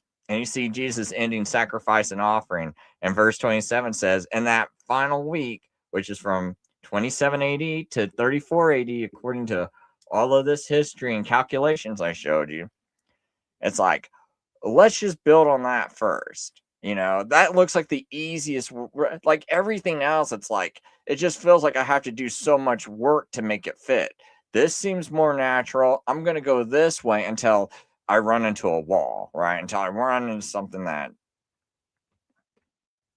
is just really hard, that I can't deal with. So you say you're thinking on how the dialectic between Zionism and Catholicism is playing out. I told someone today because A.K. Richardson did a video, but they always seem to ignore everything I say because it's like no one wants to talk about the Vatican's hand and all this nonsense. But I brought up, like, if you just read the Protocols of the Learned Elders of Zion, I think you'd have to have brain damage not to think someone from the Roman Church wrote that. Right? And that they're trying to blame the Jews for everything they're doing. And all the little things mentioned, and I made a video called Dispensationalism and the Protocols of Zion. I made it about a year ago. And it was actually directed towards McMurray. I can't think of his name.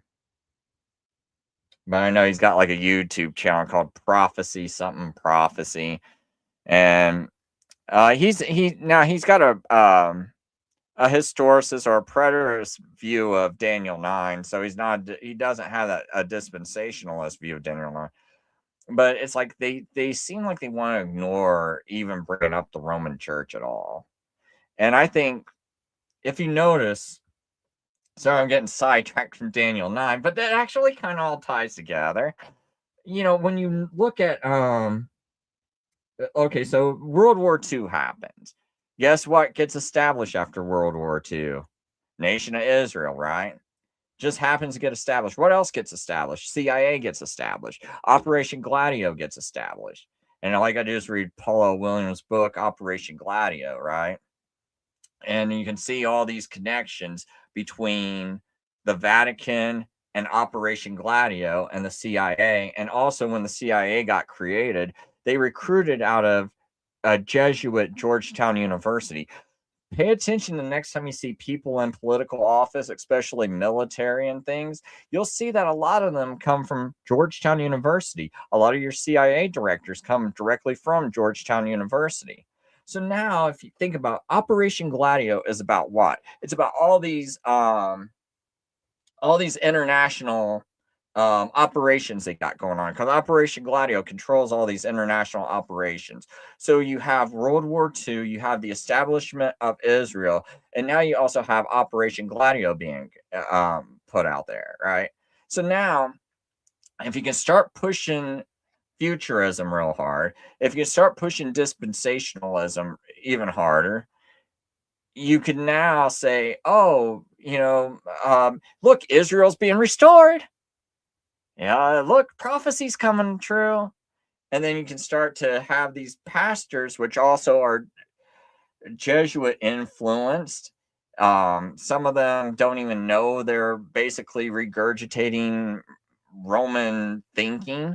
But if you have these pastors going to these institutions, Rome helps get pastors at the tops of all these institutions, because why not get these guys in there, and who knows, I mean, if they are controlling it. But when you start to see that, why don't people ever talk about this? Look, I'm just some guy that works 70 hours a week, and granted, we got AI now I can actually research nuances and details, because it's not like I know Hebrew scholars. The only time they'll talk to me is because I've done so much AI research. I have refined it to a point to where a scholar is even interested in talking to me. But prior to that, who's going to talk to me, before I do all this stuff, right? And so I'll have a question that, maybe like only like one of the top scholars can even answer. And so he's like, okay, so you're not some guy that's just basically asking me like math. Like, you wouldn't want to talk to the best mathematician in the whole entire planet and ask him what 2 + 2 is and how to do basic addition and stuff. So it's like, but the best mathematician, if you got like some really tough math problem, he might be interested in helping you because it might interest him, right? So, but it's like, but you got to think, like, for years these guys sat in universities and they talked among themselves. They got thousands of students. They got all these teachers, and it's like, why couldn't they put something closer to this together? Like, how in the world did they even come up with pushing futurism? And the only thing I can think of is like someone's might be infiltrating these institutions, dumbing these people down.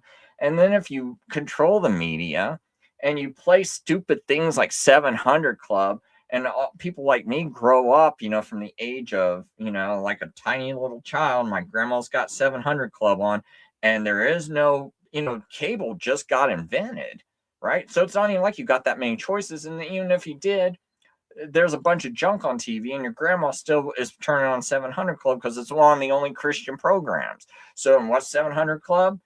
Every day, Red Heifer, Third Temple. That's all I hear every day, getting programmed into my mind. Daniel 9:27. It's like it's taken for granted that everyone knows that's about the Antichrist. Everyone, not a single person in the world. The way they present that on all these Christian programs that you watch and grow up with, and you got to think those people. Some of them are people just like me, and some of their parents pushed them into ministry. Now those people get up there and they're just assuming these verses mean certain things because that's what they got programmed on their Jesuit run television, because most of these people are actually part of Catholic, like Roman Romanist, because I don't like to use the word Catholic because I don't think they're universal anything. I feel like when you call someone from the Roman Church Catholic, you're complimenting them. Because the reason why I say that is because one day I almost got kicked out of a chat room because I wouldn't use the word Catholic. And I was like, okay, now I know I definitely shouldn't use that word. Because they said, we demand you call us Catholic, and if you don't, you can get banned. Okay, I'll get banned. But now I know not to use that word for you, because whenever I use that word, I'm affirming that, oh yeah, you are the one true church. So try not to use Catholic. Try not to do that to them, because you're being cruel to them, because you're reaffirming their delusion that they're the one true universal church. Do not use that word unless you actually like the Catholic Church, then, or the Roman Church. Then call them Catholic, and boost their ego up. Yes, you are the universal church. You are Catholic. oh, hey, Catholic. Now I used to think it wasn't no big deal until that exchange, right? But anyway, but all these people, I think you look at who's behind all these networks and things. It's almost like a person from the Roman Church runs every single one of these media networks and things. And so who are they going to go and put on their their networks and things like that? It's no secret that, you never watch a show and you see some hero and he's a Protestant or something. And it's always like a Catholic priest or gosh, there we go. Stop. A Roman priest. All right. It's always a Roman priest. And he's the hero. So, and they do that because they want to mentally program you over and over again. It's like, I got programmed for dispensationalist since I was birthed. And what does this stuff, what it winds up doing? It winds up covering up a lot of the Catholic Church. I mean, I need to smack myself with a roller. It covers up the Roman Church. And the reason why it does is, do you know that Daniel 9 actually exposes their sacramental system? A lot of people don't understand that. So if you're teaching dispensationalism, if you can confuse people, they start not seeing the obvious errors in the Roman Church's sacramental system, because they actually require a sacramental system they require that the new covenant starts before Jesus is crucified.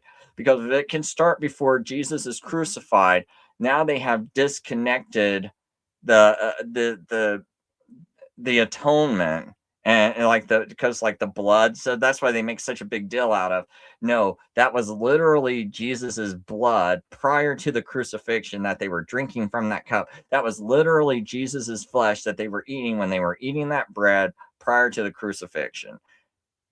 And the whole reason they do that is they want to have, if the crucifixion was when the new covenant happened, it destroys every foundation from their sacrament system. And so Daniel 9, what does it tell you? It tells you that the new covenant starts when Jesus gets crucified, because that's how, in the middle of the week. So what happened in the middle of the 7-year period? That's when it was Passover. That's when Jesus gets crucified. And this is why the Roman Church, runs from the obvious meanings of Hebrews 9 when it says, when he died, that's when the new covenant starts.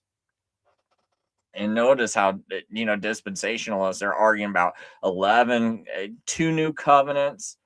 Because it's like Charles, it's like the guy who, when I've debated Charles, Layman Seminary, the dispensationalist he learns things from, or like the original ones, like Hodges and Dillo and all them, they originally came from a system that believed in 2 new covenants, but over time they thought, well, that's too radical. Most people aren't buying that. So that's when they started wanting to just disconnect salvation from covenant, period. They didn't want to tie the 2 together. And then by doing that, if you teach a bunch of people to disconnect the covenant from salvation, and you teach and people are like, I don't know when the new covenant starts, because Charles made a short, and he argues with me that he does know that the new covenant started at the crucifixion, but when I watched that short, it did not sound like it.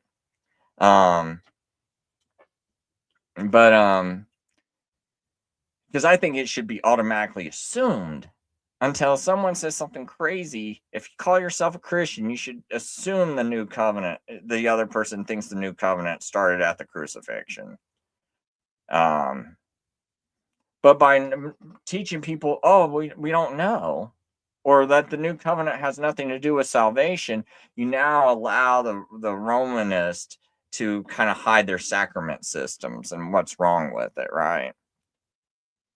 So people go, why do you talk about this so much? Well, it ends a lot of confusion. You've had people recently, that Joseph Melik guy, Some guy, I think from like South America or Africa. I don't know where he's from. I think he's from Africa. Who had that rapture prophecy that failed recently. Kelly Powers did a bunch of videos on it. And ironically, it's kind of people like Kelly Powers that caused it to happen. Because if you would have been teaching that Daniel 9's fulfilled, you end most of this stupid rapture nonsense. Because every single person just about who believes in a rapture, what do they believe? That Daniel 9's talking about a future 7-year tribulation, and then they say somehow either before the tribulation, in the middle of the tribulation, or after, or maybe some. I think some teach after the tribulation, you get raptured. All right, and so now you got all these date setters and things like that, and it's all built around that one thing. And if anything, their exegesis is so terrible, they need to learn how to exegete. And even if you want to say, oh, you can still have a rapture and believe Daniel 9's fulfilled, well, I still argue that these people contribute to horrible exegesis that allows stupid doctrines like this and people to be fooled. So I'm going to try to hurry up and get to my last line. So I already went through that part. Oh, I'll just go through this real quick. This won't come up in my debate, but why Nehemiah's mission in 444 BC cannot begin the 70 weeks. This is what the majority of the futurists argue for is the 444 BC date. But, just adding 483 years is going to push you to 40 AD anyway. And they don't have any kind of anything for that. You know what? I should probably answer these comments before I go on.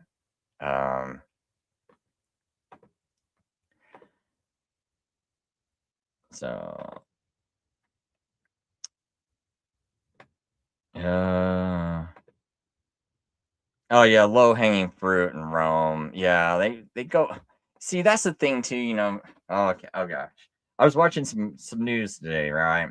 And I can see all these like new YouTube videos where they're like, "Oh, well, Candace Owens kind of got it right," and all this. I'm like, dude, all these people are from the Roman Church, and you're in like, okay, so Charlie Kirk and his wife. I mean, you look at how strange that woman is. She grifts, right? Like this is straight up like. I don't know if anyone's seen this. Like I saw this video today where she makes an identical place that Charlie Kirk got assassinated at, and like sets up this identical booth. That's what it is. But it sets up an identical booth, and you can have your pictures taken there and things like that. And I'm just like, dude, there's just so many things about this woman that tells me that, dude, she like she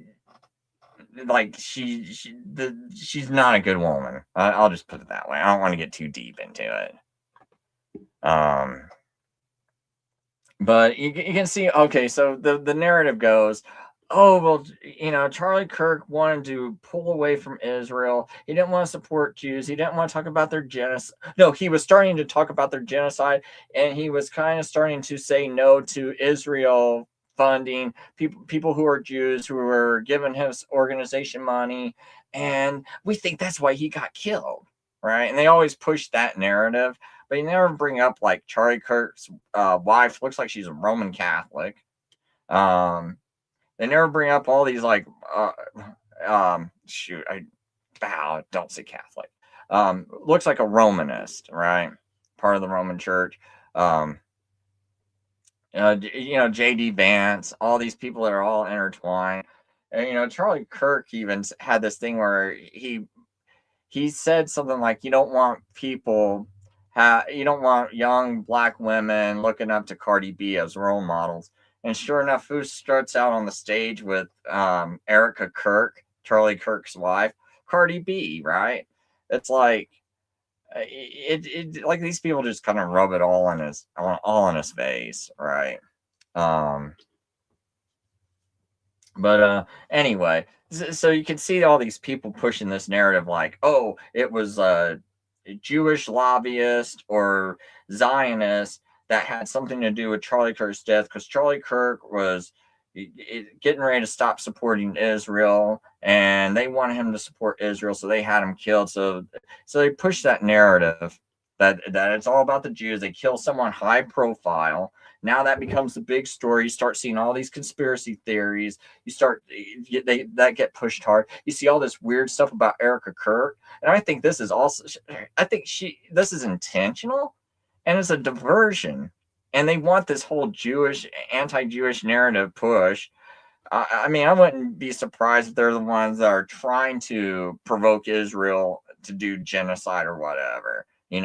It's like, because, hey, if you're paying so much attention to that, and you see one or two Jews in the government, it's all the Jews doing it. Every single Jew is evil, and they're out to kill us all. And that's the narrative that they want to push, because they want to push it away from the Vatican, right? And that's what I think is going on with a lot of these narratives, because all these big names, like you'll start to see all these, like Candace Owens, another person from the Roman Church, starting to really go about Israel. Never mention the Vatican. What about all the wicked things the Vatican's been involved in? The Vatican was behind. Well, let's not forget this one. Look here, I'll pull this up real quick. 200. Yeah, there's a whole bunch of these. This is on every Catholic. I mean, every gosh, I'm so bad today. It slipped so many times. This is on every Roman Church media thing, right? So you can see May 9, 2021. So it's all over this, man. It's like papal vaccine campaigns offered punishments and rewards 200 years ago. So they're bragging about this. So at the time when everyone's super concerned about being forced to take it, they're bragging about, like, oh, no, we were the first ones to do it. We're give it. We're great, man. Remember, it's like, well, you don't love people if you don't take it. Like the Pope would say things like that, like, oh, you hate people. You're full of hate if you won't take this, and all this stuff. And their organizations were the first to start mandating it. Like, hey, if you want to work at our hospitals, you better take this. If you want to keep your job at this hospital, you better take it. Seventh-day Adventists did the same thing too. Seventh-day Adventists, as much as they claim to hate the Roman Church, well, they were making tons of money. Oh, wait a minute. I thought America was the second beast, according to you. But see, that's another Jesuit tactic. Blame someone else, because everyone knows second beast in Revelation looks like Rome, right? And even all the Protestants, that's what they originally taught. The second beast is the papacy. The first beast is Rome, so that was Rome, pagan Rome, and then the second beast coming out of the earth, that was papal Rome.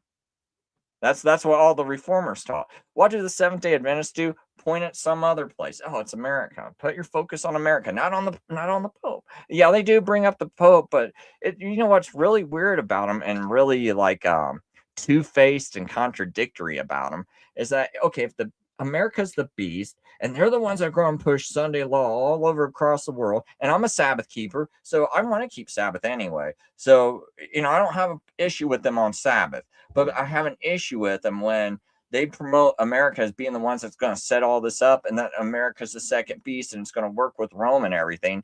And then guess what? You got all your medical institutions taking money to promote the same thing the Roman Church is doing, and you're even banning people from your institutions if they don't take it. And then you see at their churches, they got paid millions of dollars by the United States government, that if they hold so-called vaccine clinics promoting this mRNA injection as safe and effective, but the mRNA is not really a vaccine according to the definition.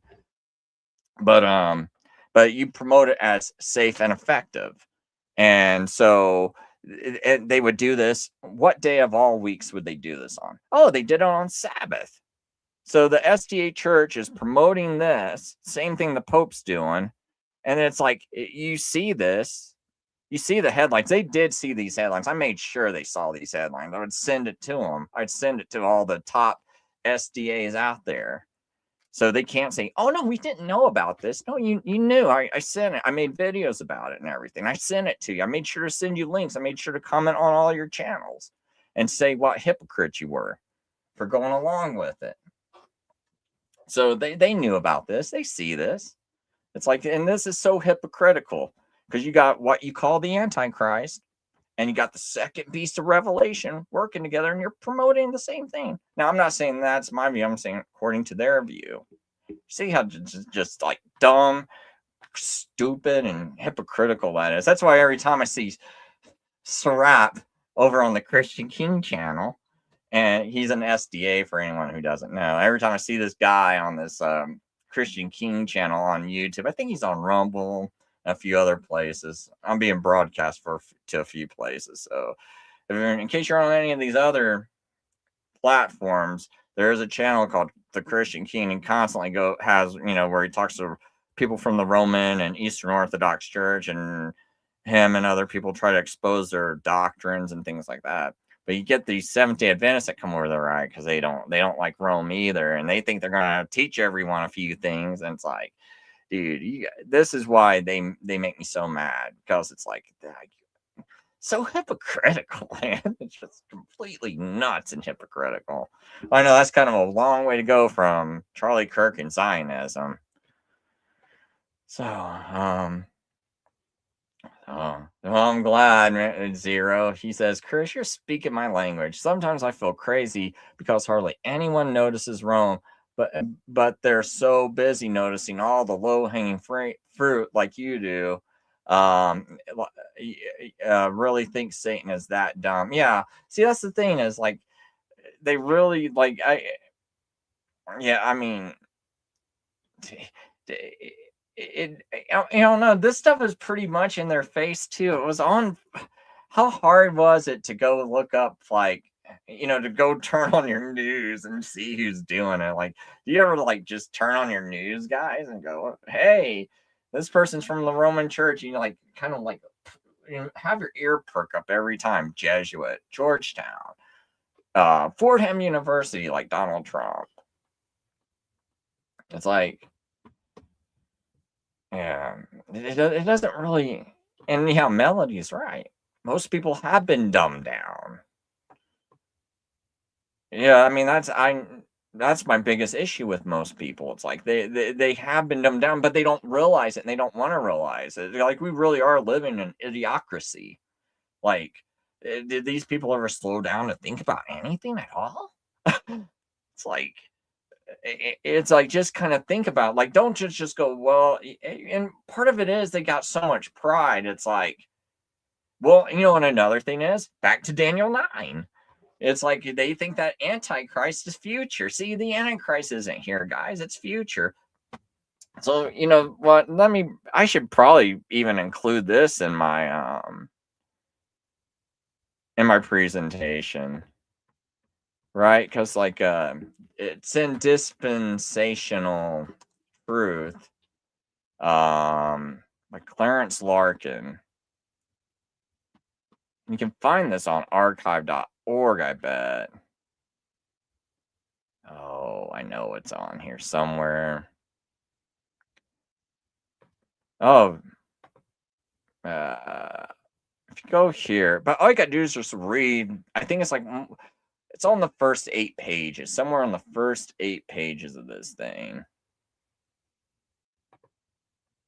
I think it, what, might be in the forward of it.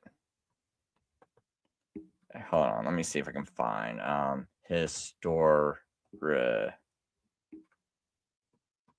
me see if I can find it right here.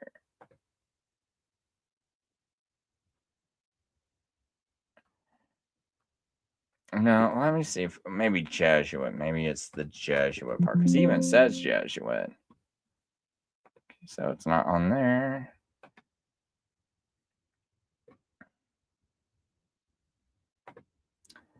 So should be on one of these pages. Like,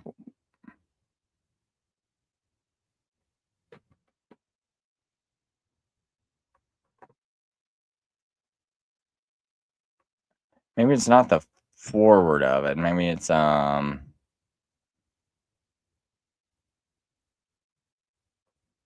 oops. Maybe it's not chapters, charts.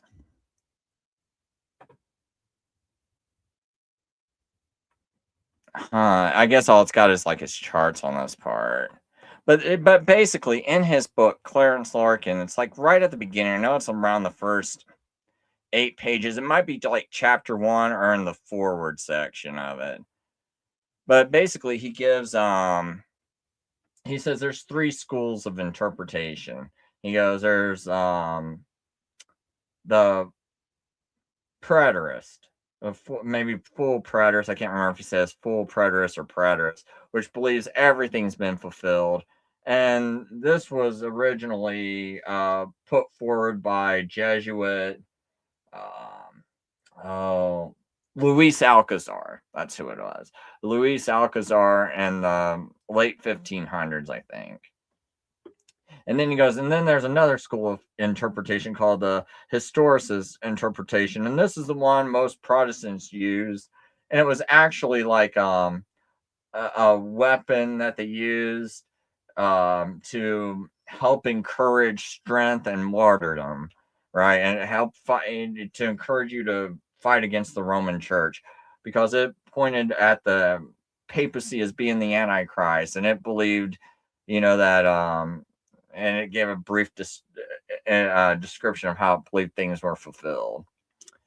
So it's kind of like a partial preterist interpretation, not where you believe full blown preterism. And then I mentioned how they believe that the papacy was the second beast of Revelation and all that, and that they are the antichrist. So this is the most important thing. He said that when Alcazar came up with preterism, the reason why he did that was so Protestants during the Reformation would say, if he could encourage them to believe it, they would say, oh, that's all in the past. So don't worry about no antichrist, because that's all in the past.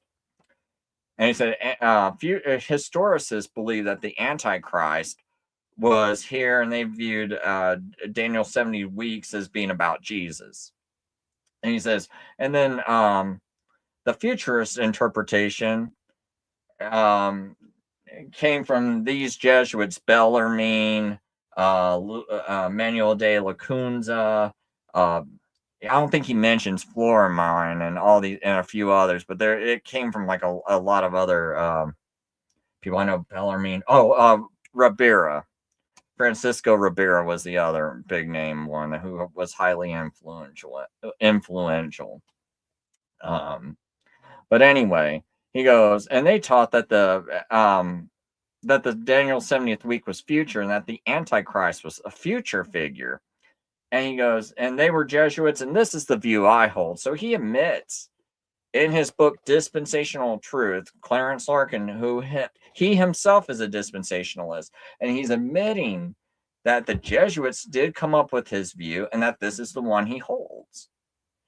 Somehow, futurists have this all twisted, dispensationalists have this all twisted, where it's like, I'm the one teaching the Jesuit view, but their own sources say that they're the ones that teach the Jesuit view.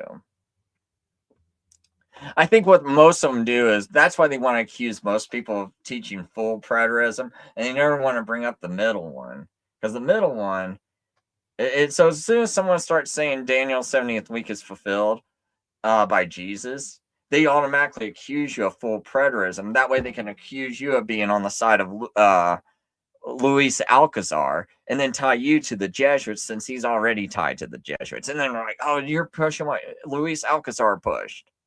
But they never, ever admit to their crowd that they're the ones who are pushing what Francisco Ribera pushed, and Bellarmine, and Florimine, and Manuel de Lacunza all pushed. So, kind of walking through here, looking at the chat. So 0 Hour says, Chris, thanks for clarity. SDA is calling America the second beast troubled me. Yeah, I think that's Jesuitical of them, and they're constantly, as soon as any oppression comes, you can always see them like caving into it. Not only caving into it, but profiting from it. Like those scumbags profited off of COVID, and they went along with it. And like, okay, look, I mean, like, before I go, man, like Tony Fauci, where did he come from?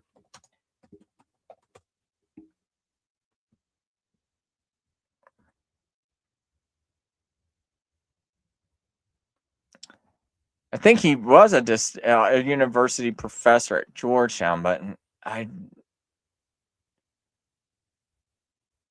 yeah, look at this, man. It's like, I'm just kind of, Dr. Anthony Fauci said on his way, it said the way his Jesuit education stressed intellectual rigor, right?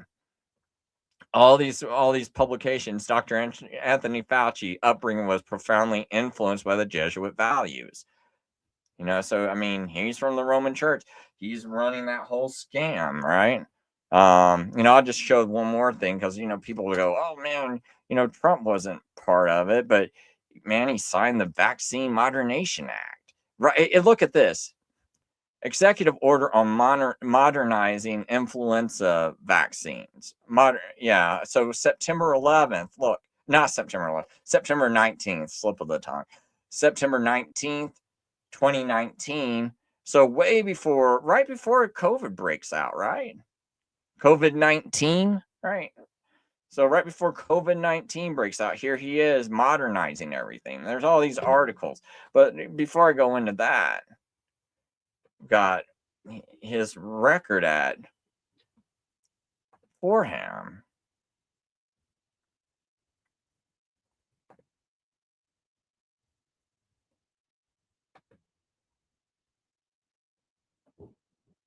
Oh, no, when it says no evidence, it's not, it's talking about his GPA. But you can see Donald Trump went to Fordham.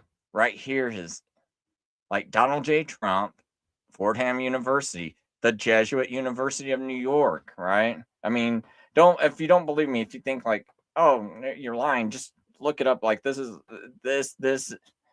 like, right here's his record. Here we go. Now it doesn't.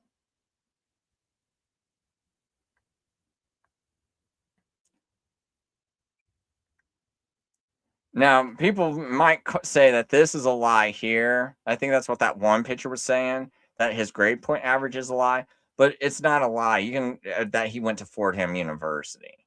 So it's just kind of weird that you got him surrounded by all these people from the Roman Church, and he could have anyone in his cabinet, but he makes sure 90% of them are from the Roman Church, and then the few so-called Protestants, they're crazier than Rick, the dispensationalist, right?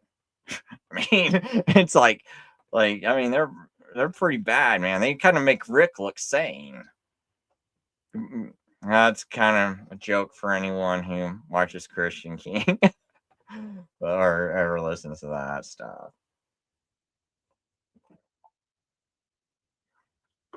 Oh, I missed something.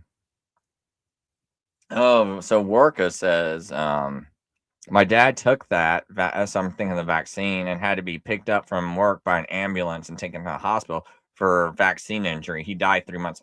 Wow. Okay. Well, thank you for mentioning that. And guess what?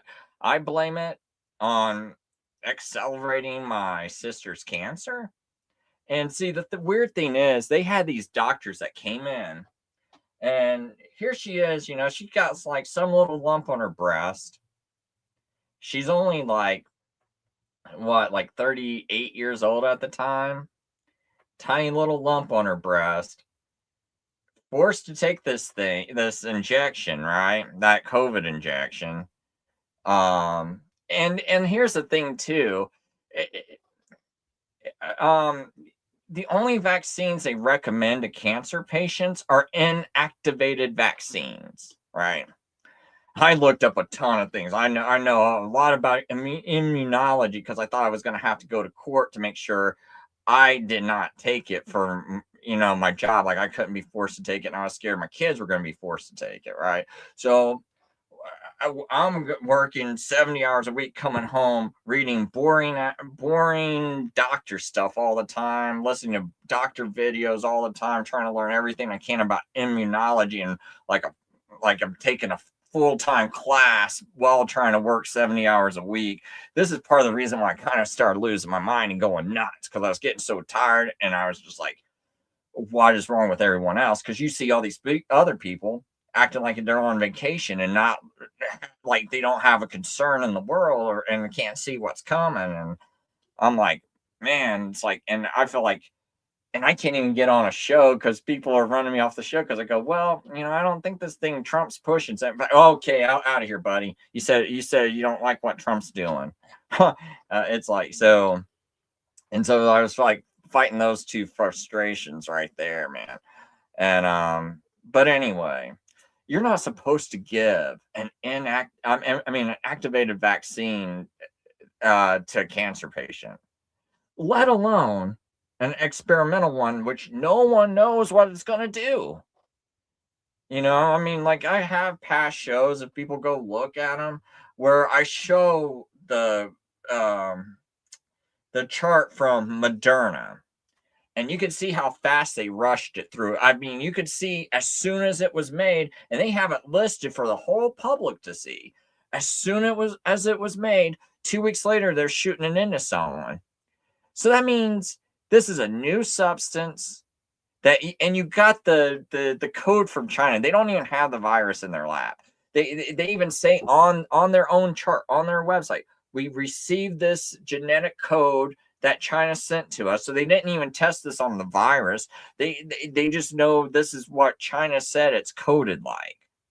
And they said as soon as China sent them the genetic sequence, they started working on this thing. And then 2 weeks later, they started shooting it into people. They got approval from the FDA, and then Trump is sitting there and his daughter are both bragging about how they got it through the FDA so fast. And we're like ahead of everybody. That's like, yeah, while everyone else was saying that I shouldn't even lock down, I was making sure we got a vaccine. I was starting this production back in January, what was it, 12th? 2 days before the CDC, not the CDC, the WHO. 2 days before the WHO said it could even be transferred person to person, they were already working on a so-called vaccine with brand new technology that they shot into the first human being 2 weeks after it came out of the oven, out of however they cook it up, right? And started shooting it into people. So at best, they had 2 weeks of animal testing before they shot it into people and so they basically used people as guinea pigs. And then it's like, how do you even know the long-term effects? Oh, we don't. It's an emergency. And I don't know if people, I also got videos that are old, man, where you got Tony Fauci and Rick Bright sitting there in 2019, and it's probably around October of 2019, and they're talking about eggs, how they used eggs to make the vaccines, and they go, what we need is something that can cause excitement so we can move away from this egg method and move on to a different method of making vaccines. And then I think Rick Bright goes, yeah, what we need is like some kind of excitement. That because and then Fauci says, yeah, because normally what happens is people want to slowly go through testing, and then it takes almost 2 years to even really go through all the testing, and then by then the panic's over. Everyone's lost interest in the virus, and then it's so hard to get people to want to change methods or even think you need to change it. And that's why they kept arguing that, oh yeah, we need some kind of some element of excitement that's gonna make people not want to wait a year or two for it to be approved, so we can rush it through and have this new method that's automatic. And it's like, yeah, and what we eventually want to do is so you can have a patch on your arm and you can just have it beamed and shot directly into you as soon as there's a pandemic. It's just like instantly in your arm, no testing, basically. And so anyway, my aunt, she's still messed up from it. She had to take it for work, and she's messed up. And my sister, when they gave it to her, she had this little lump on her chest. I almost didn't tell that story. She had this little lump on her chest. And like I said, you're not supposed to give activated vaccines to people with cancer. And an activated vaccine means like there's something alive in it, right? And so the mRNA, it's definitely active because it's going into your cells, and it goes into your cells and causes it to rewrite the code, so it produces a spike protein. So that's why it's not really what you would call a vaccine, because it's actually having your cell produce what's supposed to be the vaccine, right? Because your cell's the one that makes the spike protein. But with codon optimization and things like that, how can you tell that the codon remained intact? So therefore, how did the instructions remain intact? What are the chances of it? And I ran this stuff through AI, and the chances of every single one being perfect is not good at all. There's going to be some with codon errors. And I was like, so what do we know about all these codon errors? Are they safe? And it's like, well, no, it's not safe. But then if I ask it specifically, about the mRNA vaccine, the COVID vaccine, it says, oh yeah, but that's perfectly safe. Because at the time, they had these AIs to where it would always tell you that's perfectly safe. So, but if I gave it like a theoretical, like if I didn't talk about COVID at all, and I said, hey, I'm setting up an mRNA company, and we want to, and one issue we got is like, so many of these codons are not being coded properly. Same amount it told me that happens with the mRNA, right? The mRNA COVID vaccine. But I just said, hey, I'm starting up this company and this many.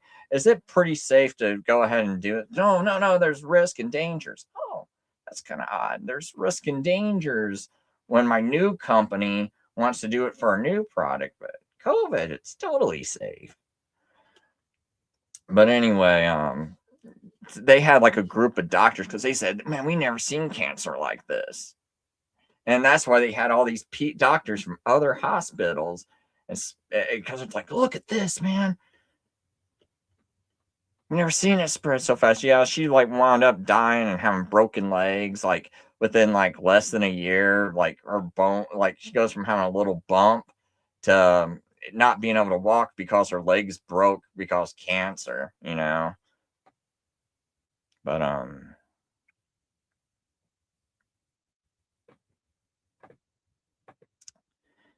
sorry, kind of got off on a lot of different tracks. Hopefully I didn't bore people. They want to hear, I don't know if how much you want to hear a theological discussion, but I guess this all ties in together, right? Because they say the Antichrist's future can't be the Pope, and then you see him pushing all this nonsense, and actually you have all these you should really probably see that whole YouTube.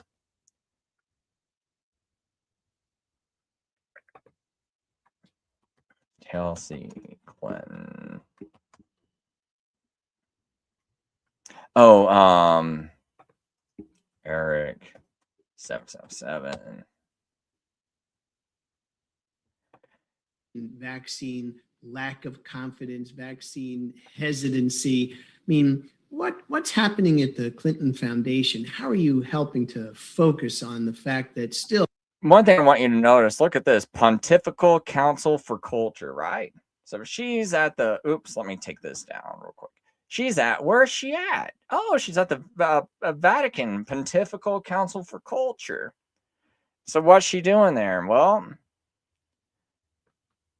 their communities have often been mistreated or even kind of manipulated and exploited by our healthcare system. So, I think we try at the foundation to really help equip trusted messengers, whether in healthcare settings or not. We've done work with a number of different religious communities, including some of our Catholic partners, to really help ensure that kind of whomever is able to have a conversation really is able to preempt or to answer whatever questions people may have. And even for those who are currently in the refusing kind of group, to kind of message like the vaccines are waiting for you, and the vaccinators will be too, whenever kind of you are comfortable, and we are going to keep reaching out to try to help you get comfortable.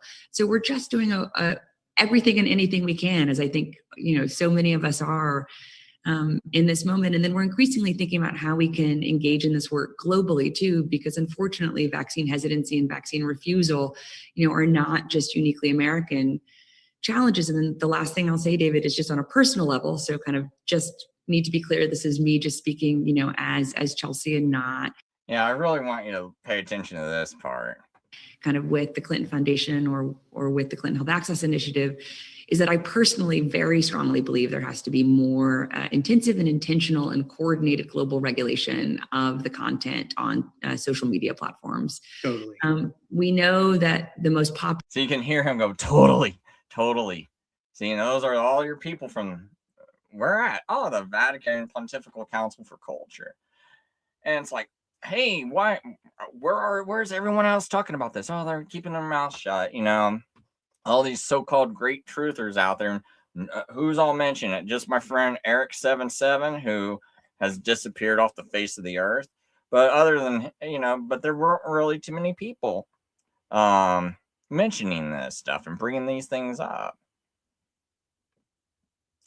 So anyway, she goes, my dad didn't have any treatment. Then he just had the second vaccine and rang my sister to say he was sick. Next day he goes to work and he's in an ambulance. And he was working full time with cancer, so I know it was the vaccine that hurt him, because it was less than 24 hours later and he wasn't on any treatment. And hey, here's one thing I'm real curious about. Did you ever hear about VAERS? VAERS?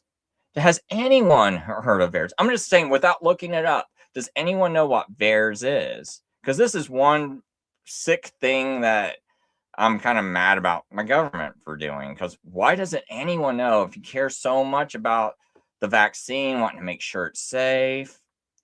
How many people know about VAERS?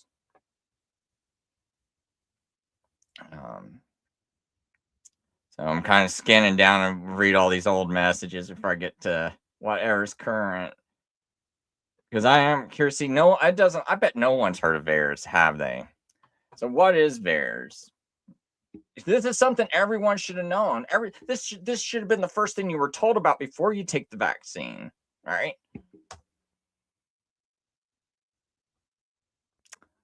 Why does no one know about this? This should have been the first thing. We know it's experimental. We rushed it through, and we basically used humans as guinea pigs. We have no idea how long term this is. I bet this site's all messed up, man. This is a very important site. Look at this crap. This is one of the most important sites you need to know about. And why is this a problem? VAERS HHS.gov. Why is this taking so long to get to VAERS? Why is VAERS always a problem? Why is it when I go to that site, it's so hard to figure out how to fill out a report? No one walks you through it. And even the people who are giving you this thing, this vaccine, this new product, mRNA, most people don't even know they're shooting up something called mRNA. I asked some people who went and got this, they thought it was just your regular vaccine. But no one knows about this place. This is what you should have been told. Hey, I know this is experimental. We're forcing this on you under emergency use authorization, but we really care about you, and we want you to know about VAERS, Vaccine Adverse Event Reporting System. So if you have a bad effect from it, you can come here and report it. Like if someone dies, or you get like a rash or something, or you got some other effect, come here. Here's how you get to the site. Here's a card. Now go ahead and take it. Why weren't they telling you about this? Oh, we don't want it to seem like it might be safe or experimental, right? We got to make it seem safe. Or is it that you just don't care? You don't care if it really is. See, I honestly think the way it should have been rolled out, if it was a legit thing, is okay. We understand we're not going to force anyone because we know it's kind of experimental, but we want to make sure it's safe. So hey, there's this place called Vares. We made it super easy for you. We're even going to give you a card. It's so easy to fill out a form there, and you can go fill out a form. And if you have any effects, please, no, if you have any effects, please let us know. We want to know. We want to know. And if you have a hard time using the site, please let us know, because we want to know we want to know if this is really working, if it's good, if it's hurting people. We want to know this. That's why we made it so easy. But instead, I heard people tell me, hey man, I tried to figure it out. I couldn't even figure out how to do a report. And they don't even know about this. Most people don't even know about it until I told them. No, I mean, that's what's weird. And now they're trying to push this platform like, oh yeah, we ran it out on people. No one complained about it. Everyone voted for Trump again. No one would be stupid enough to vote for Trump again, since he's the one who authorized all this. And he's the one who pushed it through. You'd be stupid to vote for him again. So obviously it's safe because you voted for him again. So now, if we want to do this again, we got the green light. You guys gave it to us. You voted for Trump again. Thanks. I think that's why it was so important to get Trump in there again, because now it makes it look like, oh, you guys are stupid if you voted for him again. You guys would be so stupid. Of course you think it's safe. You'd be dumb. And plus, I mean, look at your grocery bills going up. $10 trillion was spent on this. And when they spend money, they don't just print money. All that money from the Federal Reserve is borrowed. And so now your deficit's going up. And now your great grandchildren get to pay for the vaccine thing you wanted and the lockdown you wanted. And no one would be dumb enough to pay $10 trillion for all of this if it wasn't, and then vote for the guy again, right? But anyway, that's why Daniel 9's so important to learn.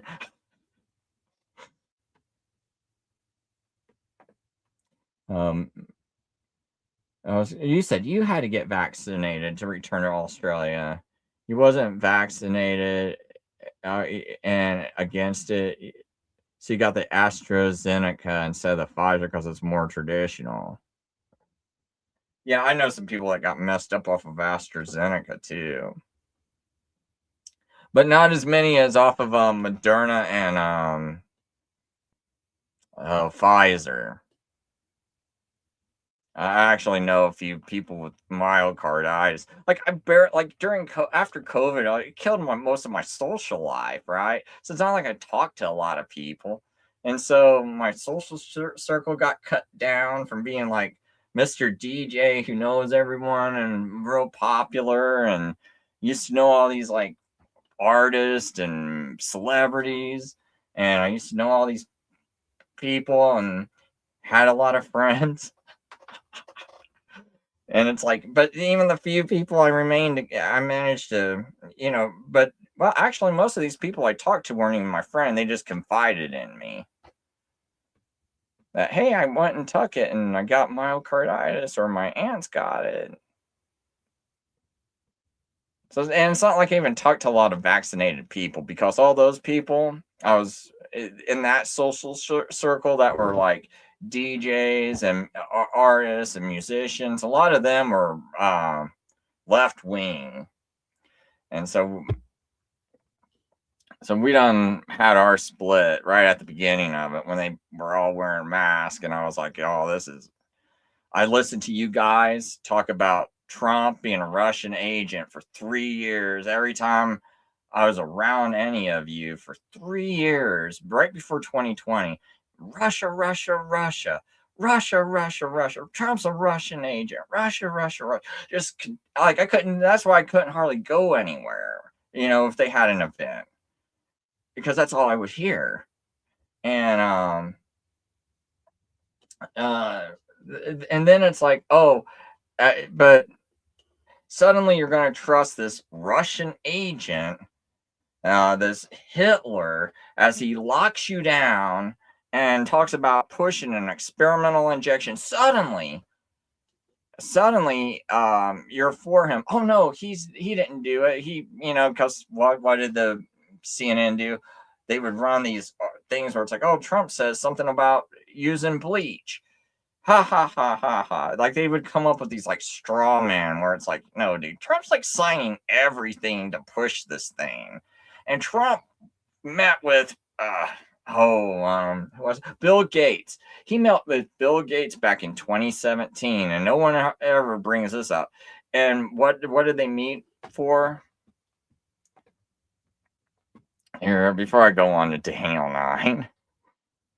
So, because a lot of people kind of miss this, Trump, Bill Gates, 2017, universal flu vaccine.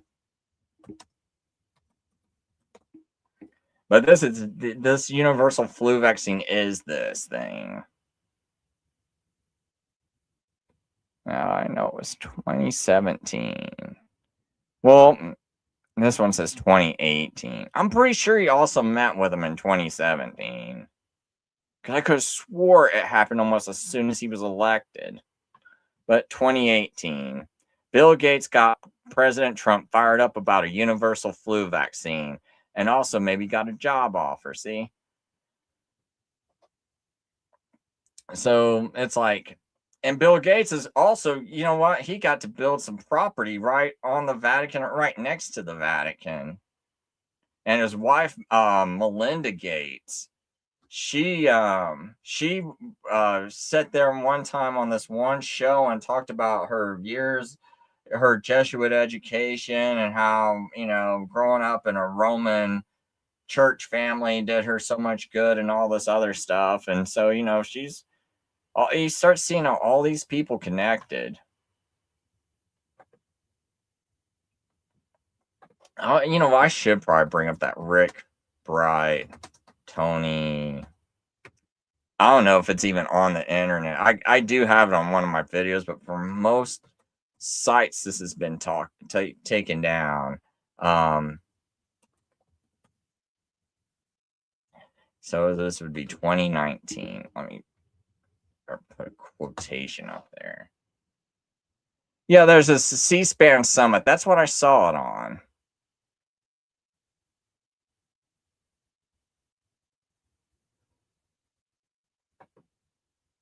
Oh, archive.org. Do they got this? That would be awesome. Oh, yeah, this is it. Oh, please. Why don't we blow the system up? I mean, obviously, we can't just turn off the spigot on the system we have and then say, hey, everyone in the world should get this new vaccine we haven't given to anyone yet. But there must be some way that we grow vaccines mostly in eggs, the way we did in 1947. In order to make the transition from getting out of the tried and true egg growing, which we know gives us results that can be, beneficial. I mean, we've done well with that, to something that has to be much better. You have to prove that this works.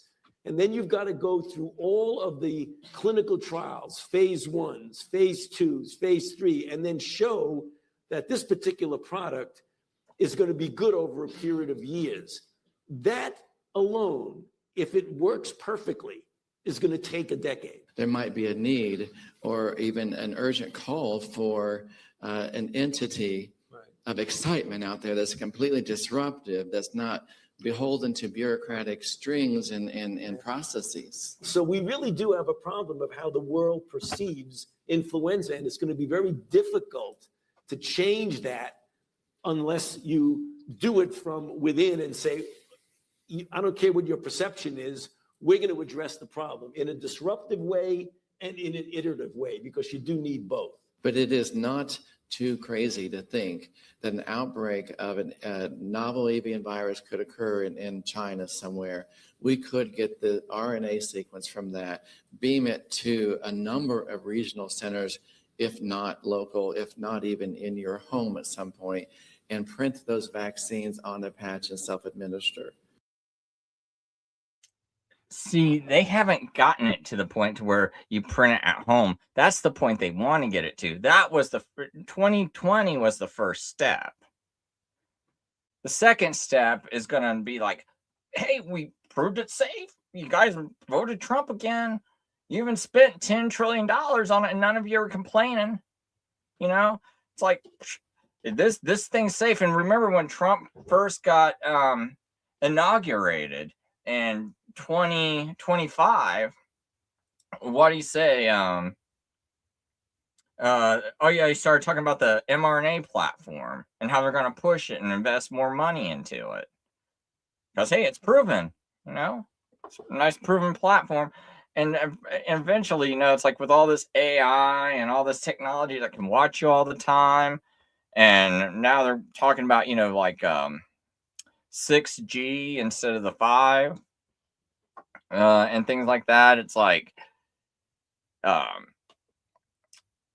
yeah, there's like a whole, I don't know, there's a lot they can do with that. I'll just leave it at that. I'm not going to start speculating, because when you speculate, that's what really gets your channel taken down. So, even though if your speculations come true, but it gets your channel taken down. I don't even know. Like sometimes that's like hit or miss. Like if I start actually, there's some articles, if I put up on my screen, it will get my channel taken down because they don't want you to know that information exists. They don't want to be reminded of all the things Trump actually did that no one knows about that pushed this whole scam forward. Yeah, I mean, this is what starts going into all that blame Israel stuff, because you see all these Romanists start getting in all these positions, and so, oh, you know, we'll just blow Charlie Kirk's brains out and talk about how he was thinking about not supporting Israel anymore. Hey, it must be the Jews. You know, Daniel 70's weakest future, according to most dispensationalists. And so we're not, the Roman church isn't the Antichrist. We might be bad people, but we're not the Antichrist. So you can go ahead and vote for us. Let us run your entire government, your healthcare system, your Supreme Court, your police stations. Oh, we'll even run your mafias, you know, because, you know, Roman Catholics, when you watch a mobster movie, you always see that they're all Italians, all going to the Roman church. Right. And then you go, and then, oh, you know, it's like this Irish cop, and this Irish cop, he's from, what is he? Oh, he goes to the Roman church too. Huh. You know, New York, these gangs, they're all this mafia. It's for all of the Roman church, Italian mafia, right? Roman church, talking to Irish cops that are from the Roman church. You don't think like, oh, yo, we'll let you go, you know? And it's like, hey, pull you over. Oh, hey, Mac. Oh, you're one of us. You said, hey, Mac, make America Catholic, right? And the cop would let you go, because that's what I was told by someone who's from the Roman church. I can't say their name, but yeah, I guess like you get pulled over, you go, hey, Mac. Like sometimes that helps you. But you gotta say like, hey, Mac. Something like that. You gotta put a little emphasis on it. But yeah, anyway. So talk about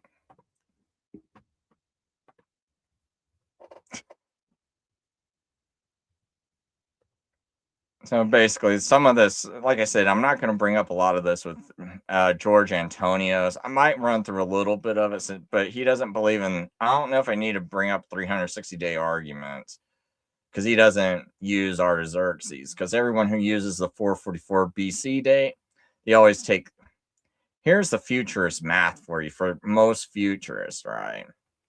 It'll take 69 weeks to go 60 times 7 is 483 years.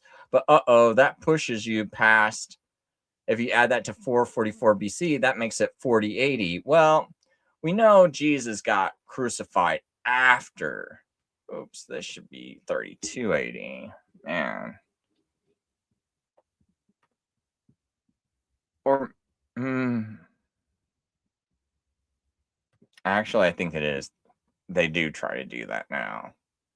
Because I think they play with these BC dates to try to make it land on 33. Because if it lands on 32, there was no there's no way Passover could work on 3280. That's who Sir Robert Anderson, who originally did this 360-day calculation. He acted as though he added up every single day from this decree in Nehemiah, and acts like he added every single one of these days. And then the day Jesus gets crucified happens to be right on the day, right on the 880th day or something like that. It lands. It goes, aha, that is the day Jesus got crucified. But now when you do these calculations, we can calculate astronomical math a lot better. And we find out that no, 3280 doesn't work because that's like a Monday or something like that. And we know Jesus didn't get crucified on a Monday because they figure it out by, what day was a full moon? Because Passover evening, there's always a full moon that Passover. Because Passover is always in the middle of the month, the 14th day of the moon. Well, when it turns into the 15th day at evening, that's right in the middle of a moon cycle. So in the middle of a moon cycle, we know that's always a full moon because we know at the end of a moon cycle is the 29th and 30th day, and the moon's always dark by then because the moon cycle's 29 and a half days long, right? So that's how you figure out, like, it can't be 3280, but that's what Robert Anderson originally calculated. So now they moved this date so they can arrive at 3380, and then that's the math they do. They first have come up with 483, which is correct, but then they redefine a year as 360 days. So 365 lunar solar days times this. So that's how they end up with this many days. And then they go, but since these were, wait a minute, they take 360 times this number up here. So 483 times 360, that's how they come up with it. And then they divide it by our current years and go, look, we took off 7 years, and now we're landing at 3380. So that's like their dishonesty, and you don't even see this in the Bible at all. Oops, I mean to make it that little. I'm trying to make it just a itty bit bigger, but I can't get it past that size.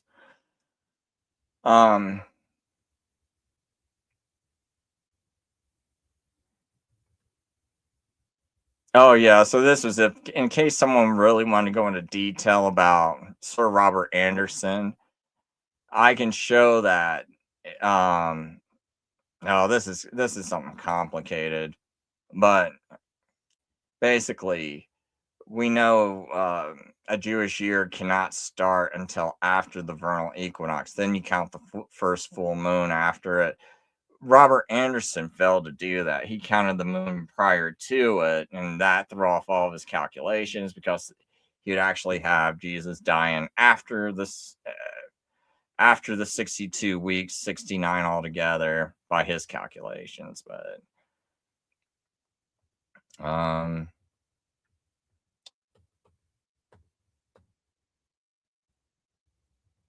so let's see here.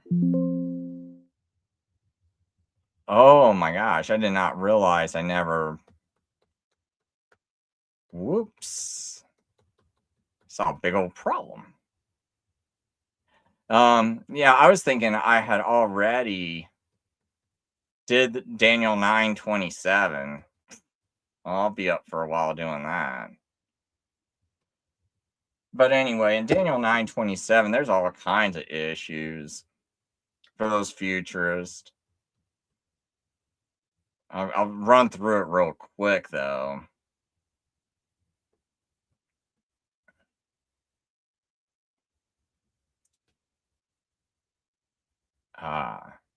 Anyway, it says, he shall cause a covenant to prevail for many, 1:7. Now, what a futurist likes to do is say, oh, as soon we're looking for the treaty to be signed by the antichrist, and that starts the final 7-year tribulation. But the thing is, it says he shall cause a covenant to prevail for many, 1:7. It doesn't tell you how long that covenant's going to be for. But the futurists, because they read King James, so right here, King James and almost every other Bible inserts this word for right here. So it sounds like he shall confirm a covenant. He shall, some of these translations say he shall make a treaty for many, 1:7. So they automatically think, oh, it's going to last for 7 years, or it's only a covenant for 7 years. But when you look at the actual Hebrew, that word for is not even in there. It's just telling you, he shall cause a covenant to prevail for many. So that the word is more accurately prevail or strengthen. And if you look at Young's literal translation, Young's even translates this to strengthen. So he shall cause a covenant. He shall cause a covenant to prevail for many,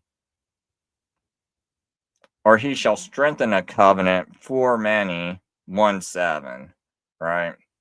And so some of the key problems here is for, like, oh, is the Antichrist doing you a favor by signing this deal? Like, he's doing it for you. See, a lot of these translations, they take out the word for and they have the word with, right? And so that kind of throws off the translation when it says, oh man, I should move my head. I didn't realize it was in the way. Guess I can't. I wish I could just take me out of the screen.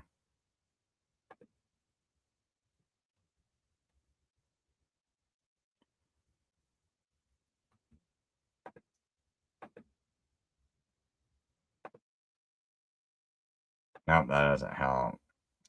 I just want to show this full screen. They changed some things on these settings. There we go. So he shall cause a covenant to prevail, or like a lot of these translations say, he shall confirm a covenant with many, 1:7. But the more accurate Hebrew word here, every time you look at it, it's always for. So it's always something like someone's doing for someone, not with someone, for someone. So it kind of changes that a little bit, you know? And it just says 1:7. So all it's saying is sometime during this 1:7, someone's going to cause a covenant to be strengthened for many. And in the middle of the 7, he shall cause sacrifice and offering to cease. Which we know, like, Jesus did that right in the middle, right around 31 AD. And upon the wing of abominations shall come one who makes desolate. Wing of abominations, for anyone who wants to know. This just means, what would be the best way to say this? Like, extremity. So when it's reached the extreme abominations, shall come one who makes desolate. Now, this right here could be the Roman army, because we know there was an army that came and made desolate until the complete end.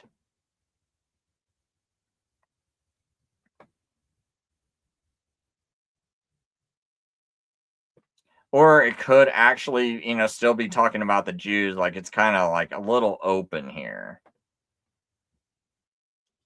Because it could be talking about the Jews who are the ones who go and make it desolate. Like, just kind of going into more detail about verse 26. See, I always think this he right here, they always think that's an antichrist pointing to the prince. But it's actually pointing to Jesus, so...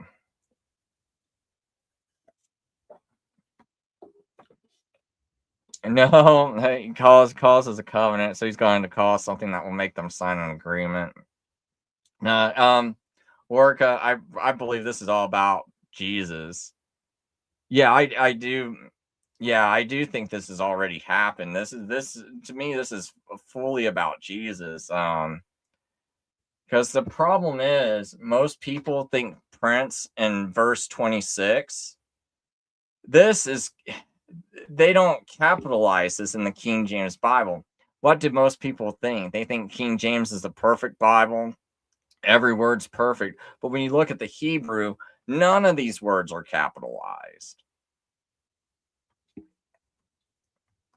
I mean, really, you shouldn't capitalize a single word in here. Maybe if you want to capitalize at the beginning of a sentence, but I mean, really, you shouldn't capitalize a single word in here. And so if you're reading this without capitalizing any words, well, Messiah, that's not capital. Anointed one or Messiah. The only coming prince we even see is this coming prince that's taken 434 years to get here after everything has been rebuilt, after Jerusalem has been rebuilt with a street and moat. Then there shall be 62 sevens, which is 434 years. And like I said, from 457 BC to 408 BC, if you look up Jewish history, like right now, there's just go on AI and say, hey, could it be argued that Jerusalem started returning to the land around 457 BC? And did they have all their, like, were they like kind of like done basically restoring Jerusalem? Like, did they write any new books after 408 BC, or were they still like, and during that time, were they compiling the Jewish canon? And did they have it pretty much finished by 408 BC? So that would be your first 49 years, right? 7 weeks, 7 times 7 is 49. So your first 7 years, if you take it from 457 BC when Ezra gives that decree, and when Ezra gets that decree from Artaxerxes in Ezra chapter 7, which was Artaxerxes' 7th year, that's 457 BC. Add 49 years to it, takes you to 48 BC. You can see that there is an immense establishment of different. In fact, here I'll do it on my own. I can bring up AI right up on the screen, and we'll do this. And I'll ask it a question. I'll say, between 457 BC and 408 BC, can you tell me and my audience about all these different building projects and restoration projects and things like the Jews finalizing their canon and anything that's real significant in this 49-year period? And was there anything... I'll leave it at that. I was almost going to continue. Oops. Shoot. Let me try this again. Okay, I'm doing a live show right now, and I'm asking you for my audience's sake, and I just want 100% truth, like always. Just tell us about all this restoration and everything that happened that was significant for the Jews between 457 BC and 408 BC.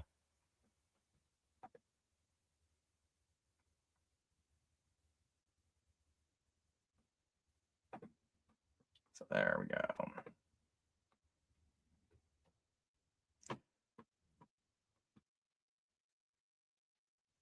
I'll probably just have AI read this to us once it gets done. But as you can see up on the screen, it's like I mean, look at that. Just go to Ezra chapter 7 and look at that decree, and then go find the other 4 possible decrees that people say it was. You have a royal decree preserved in the Bible in Ezra chapter 7, a royal decree from a king that in which all of this restoration starts happening for Israel, where you can actually see everything being rebuilt, and it lasts a 49-year period when you see everything pretty much come to a completion. There's nothing else to add, really. They got their canon done. They kind of wrote all the books they were going to write, and it's like everything's kind of done at that point,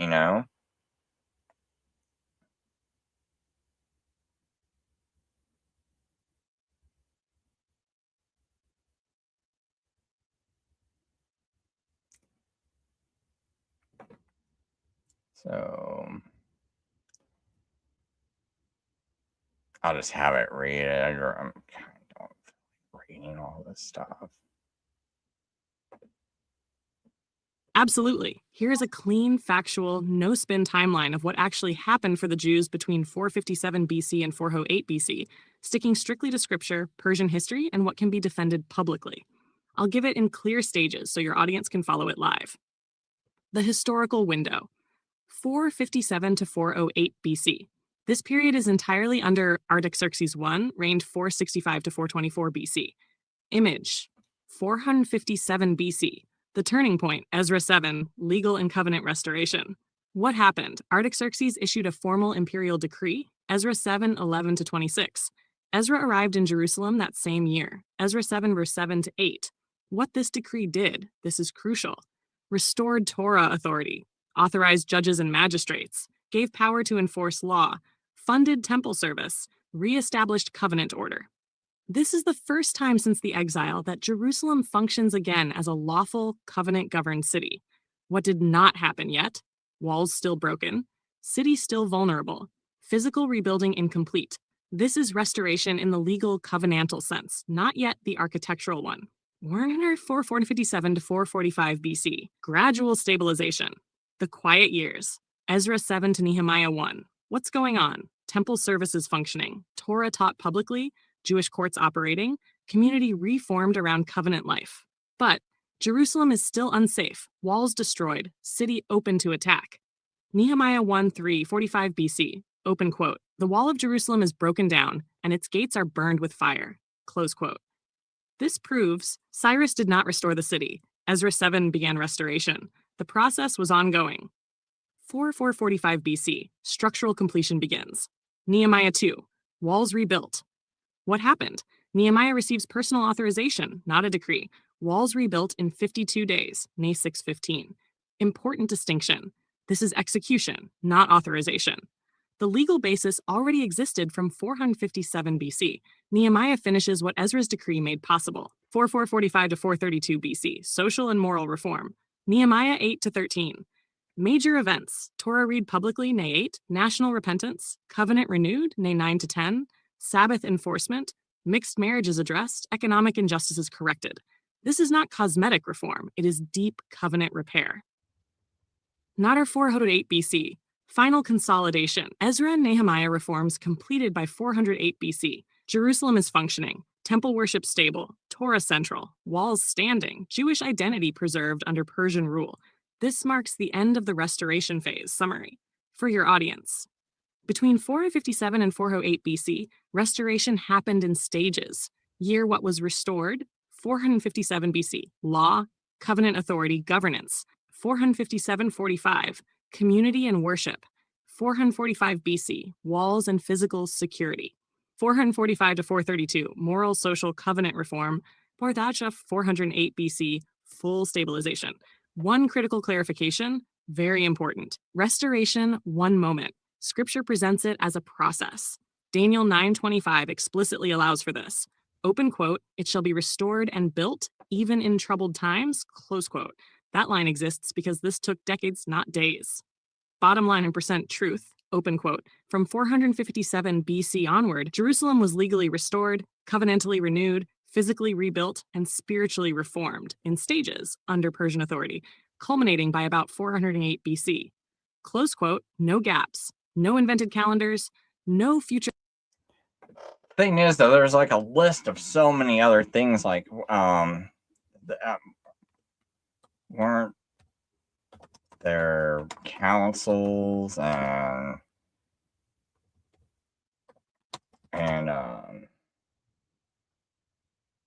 books finalized and canon finalized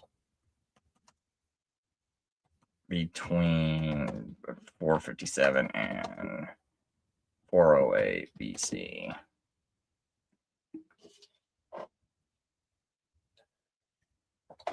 So there's a whole huge list of just massive things. And it's like I was hoping it would go look at my other notes and stuff, but I guess it's not going to do that. No, I'm not talking about those kinds of councils. Wow. No, there's like these I can't, it's got, because my mind's like not thinking about it off the top of my head.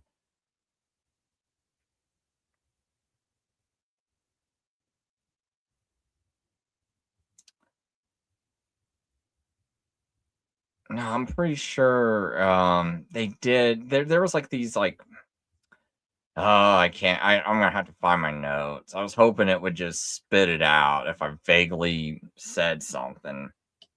But there's just like tons of reform. And it's like when you try to look at like, so Dr. George Antonius is going to try to argue for Cyrus, and I know how he's going to try to argue Cyrus, because he's going to try to say that there's two gaps.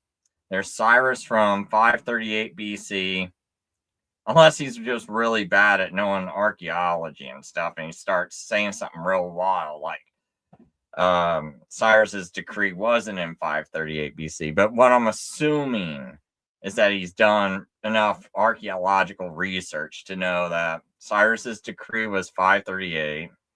So what's that going to bring you to? Something about like 480 something BC, right? I can't quite do the math right now, but bring you to about 480 something BC.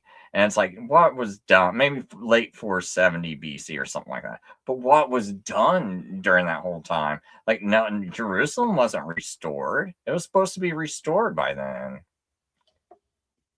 And then his next problem is, when do you start the next 434 years? You don't have any marker. Like, what kicks off the next 434 years?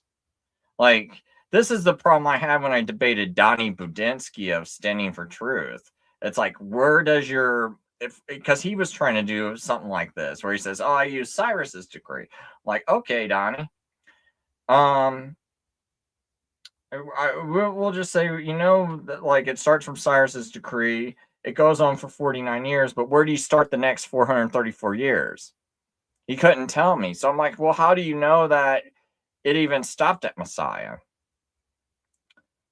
And the only way you're going to do is like to start wherever you think Messiah got crucified. So you go 33 AD is when he got crucified. So I'll just work backwards. But the problem is, how do you know that that was exactly 434 years? Because you don't have a starting point. Well, I mean, what does the text tell you the starting point was?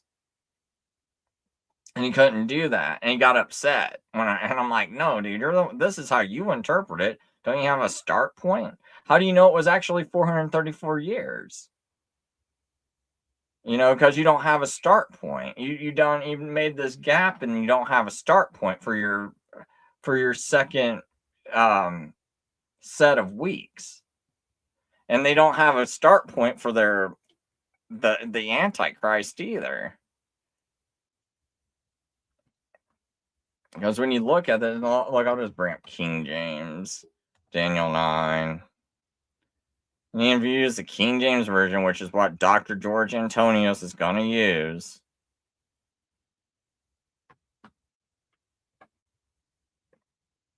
but you know, one of the problems he's going to have for this verse right here for the last week, he shall confirm a covenant with many 1 week. Okay, so when does he start to confirm it? when does this week start?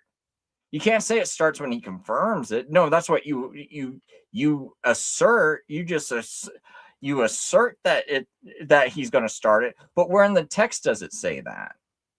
It doesn't. Like, that's one thing people don't notice when these people, talk for hours. It's like, where does he confirm this coming? When? It doesn't say so in the text, and they keep saying at the beginning of the week. Here they go, and I'm like, the text doesn't say that. It just says he's going to confirm a covenant during this 1 week left, because this word "for" is not in the text, so you can't say it's going to be for 1 week. And since the next thing 1 week's connected to is many 1 week. If it was going to be like if it was going to last for 1 week, hold on, I'm going to ask the AI something. We're going to see what it says. And I'll probably end this soon, but this is a good question to ask. I never thought to ask it this.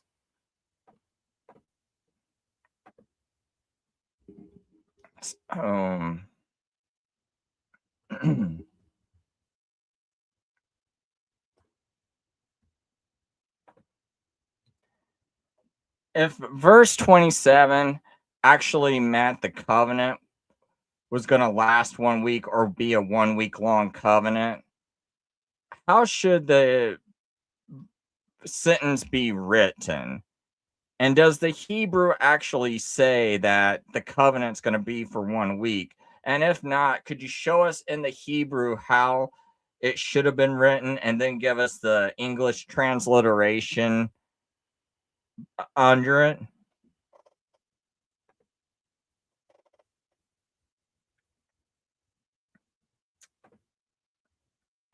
Let's see what it says.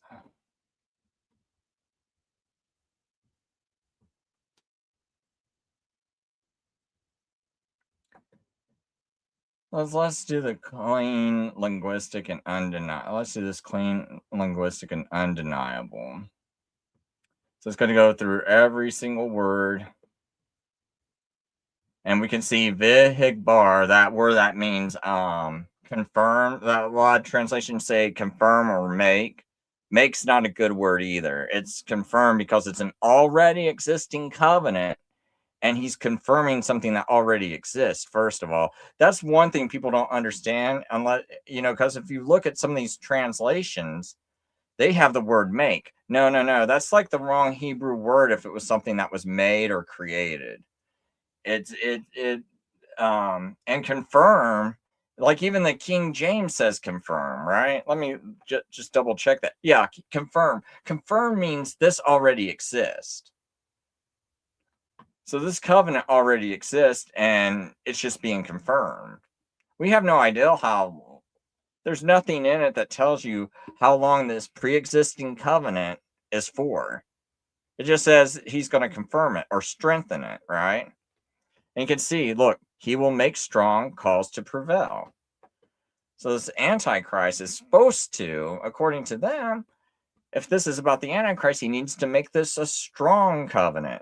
So it's already existing, but the Antichrist is just going to make it stronger. And same thing with calls to prevail, same wording, right? And Berit is a covenant. All right. A lab rabum or labrabim for the many. Shavua A7. 1. Ehad, because you got 1, right? So 1 Shavua.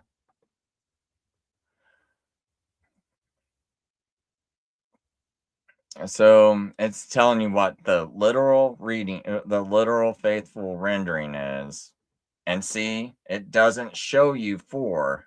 4 is missing there. That's why it's got that little dash there. There is no 4. It's just telling you there's a week left in this prophecy. Sometime during this week, we don't know when, he's going to cause a covenant to be strengthened. So now we don't even have a marker to start this 7-year tribulation. I mean, when does it even start?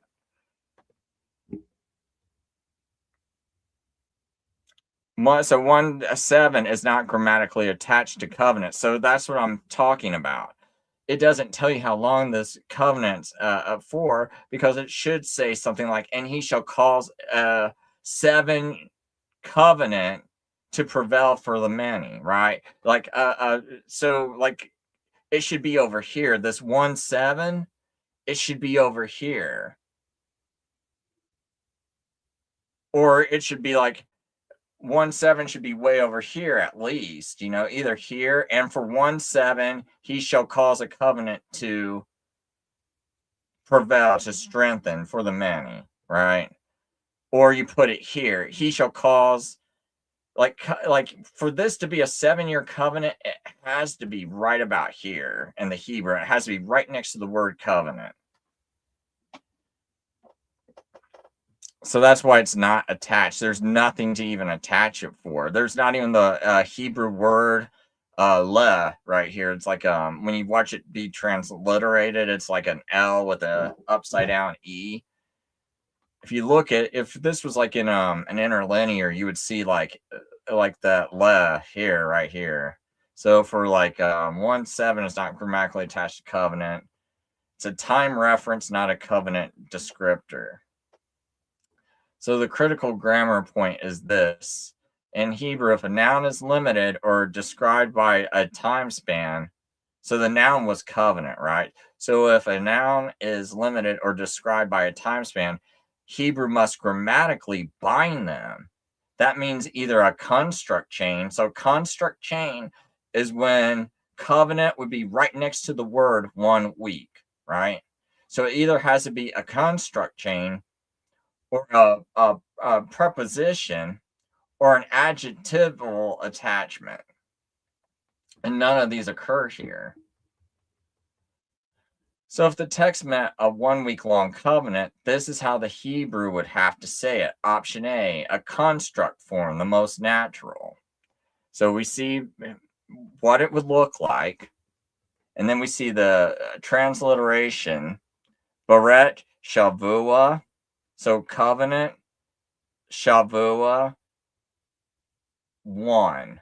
So covenant, 7, 1. So it goes, that word Shavua for week is just like a 7, A7, right? So, and it can be a 7 of days, it can be a 7 of years, depending on context. Like if you look at Daniel 10, verse 3, Daniel says he was fasting for 3 Shavua of,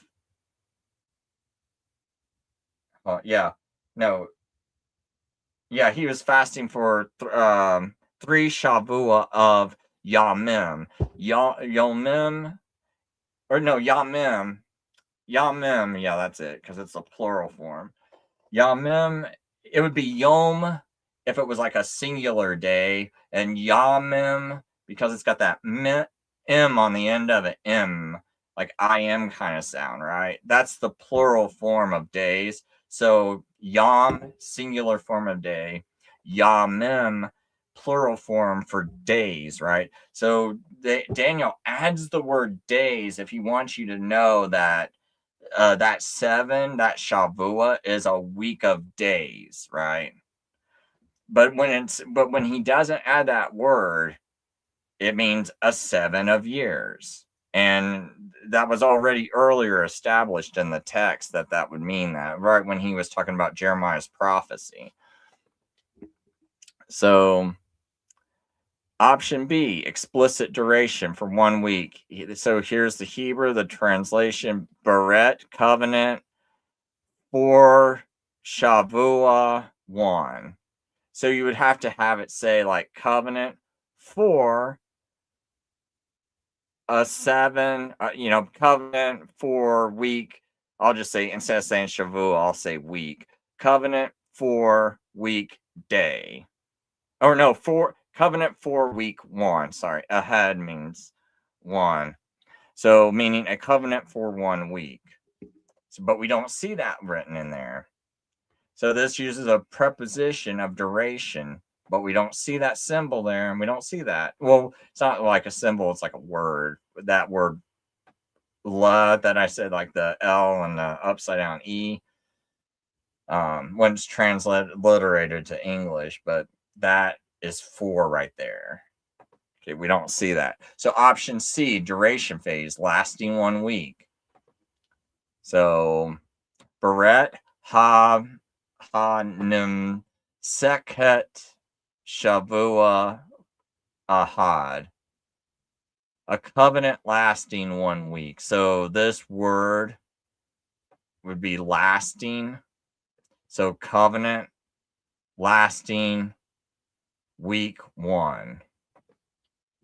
So that's how it should have been written. So these people, if they tried to say, "Oh, that's when it's going to be a 7-year covenant," they have not even done any studying. They're lying to you at this point. It's like, what are you doing, man? Just look at the text. And plus, even if you read it in English, it's like I can see why you would be confused if you're reading it in English, but if you kind of think about it a little bit, it's not telling you that it's gonna be weak. But man, I tell you what, I grew up with so much dispensationalism around me. At first I thought it did have to last a whole, like the covenant being strengthened. At first, when I read this like 3 years ago, I was like, oh, it's going to be strengthened for a week.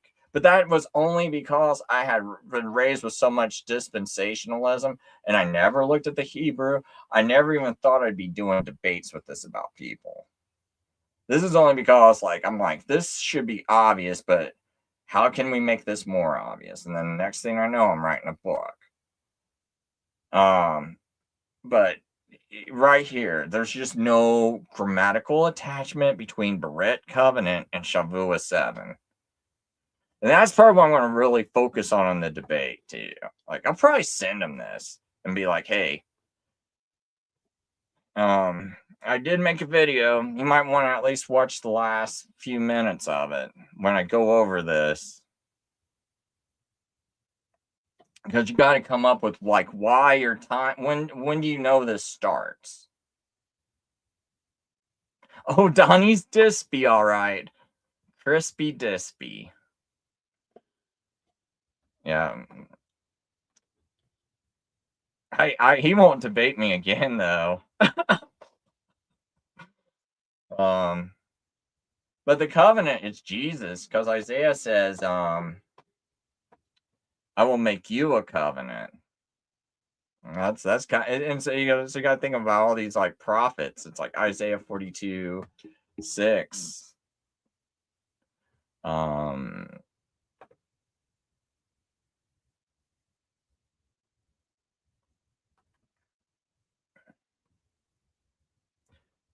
I don't know why. Oh, now I will enlarge. There we go. See, Isaiah 42:6. I, the Lord, have called you in righteousness. I will take hold of your hand. I will keep you and make you to be a covenant for the people and a light for the Gentiles. Well, I mean, I guess you could say this is applying to Israel too, but I think it's kind of like a double, prophecy. Then, the New Living Translation, it says, I, the Lord, have called you to demonstrate my righteousness. I will take you by the hand and guard you, and I will give you to my people Israel as a symbol of my covenant with them, and you will be a light to guide the nations. I mean, that's kind of what Jesus actually was, right? Because, I mean, he is the covenant. That's his blood. He's the priest of it. He's the mediator of it.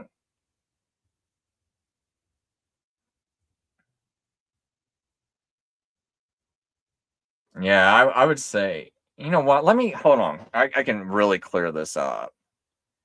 Because if this word, the people, is am,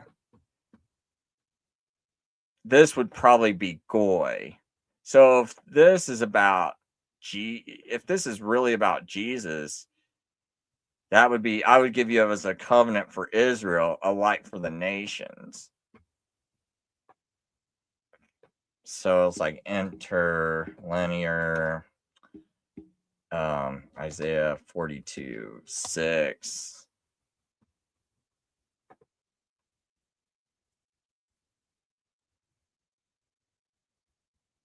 because normally, like, they would use goy if it was just like all the nations, like people in general. So it says, I will give you and keep you your hand, and will hold in righteousness, have called you Yahweh. The Gentiles. Oops. Oh, oops. I'm reading up the wrong way. Sorry. I forgot. It's got to be right to left. I, Yahweh, have called you.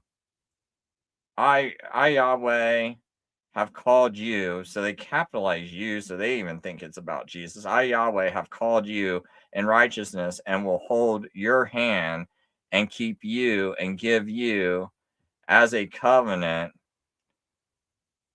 the people. So we see Am right here as a light to the Gentiles. So you see Goyim right here. So when they say nations, a lot of times it's always going to be that word Goyim, and it always means Gentiles.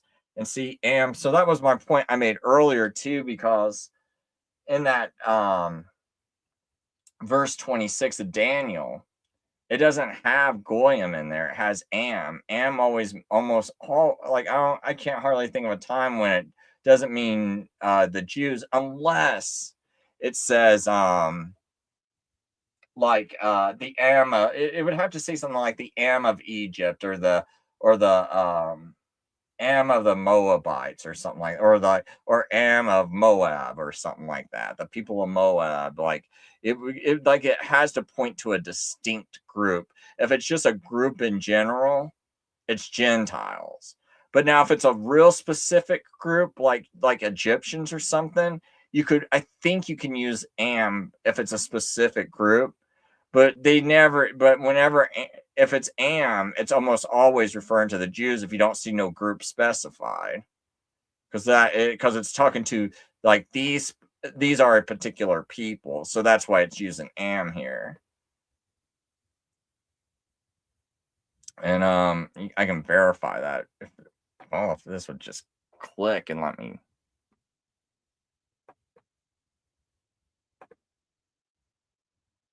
I don't know why this is taking so long to load, because I just like to show people that almost every single time. And so when in verse 26, when it says, and the people of the prince who is to come, that has to be the Jewish people, because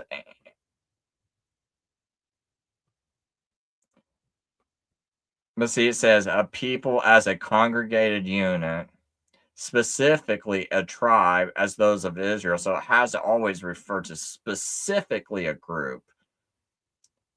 Hence, collectively, troops or attendants or a flock. But man, every place you look at that, it's almost I guess in Genesis 14, I'd have to look that up.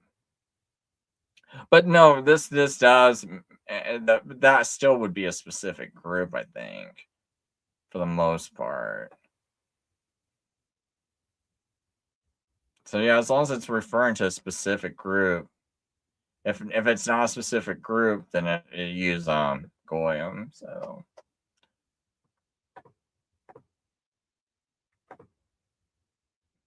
that's why in that interlinear they had all those words like capitalized.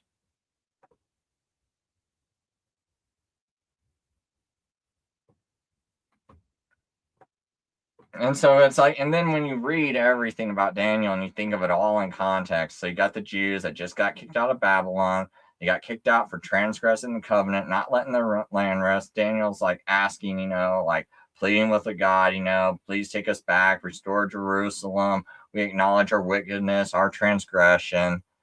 And God knows their transgression. It's like, yeah, they fell. They were supposed to be the mediators for the world, because they were the ones doing the sacrifice. So now I got to make a new covenant. So now I'm going to bring about Jesus, and he's going to give his own blood, which is better than animals, which is going to end the sacrifice system. Then he's going to become your priest, and then he's going to fix the problem that we had with Israel the first time around, when they just couldn't keep the covenant, and they couldn't mediate between God and man because they were wicked people. Yeah, I mean, they were like basically failures, just like most of mankind. All right. And even, if you, just one final point, when you read Daniel chapter 8, that's about Antiochus and the Jews. And I think it's probably the darkest time in human history. And that's why God made a prophecy about it. The reason why I say it's the darkest time is, did the rest of the world have any scripture? Was the rest of the world talking about God, acknowledging Yahweh? Was anyone else in the whole entire planet doing that? No. It was only the Jews. They were the only ones with scripture. And you see them all starting to Hellenize, all starting to become corrupt, do deals with Antiochus, corrupt the priesthood.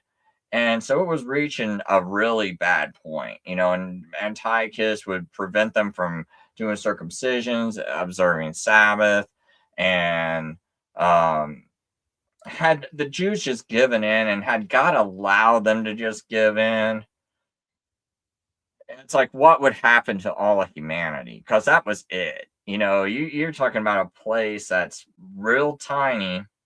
Look at that little country of Israel on the map, on the entire world scale.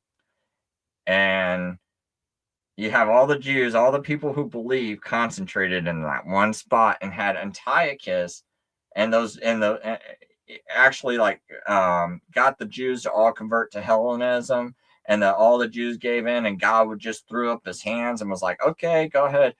I mean, that's a real dark time. And people kind of overlook it because they want to make this prophecy about an antichrist and stuff, and tie that into Daniel's 70th week somehow. But in actuality, the proper way to tie it in is to show you how much we needed that new covenant.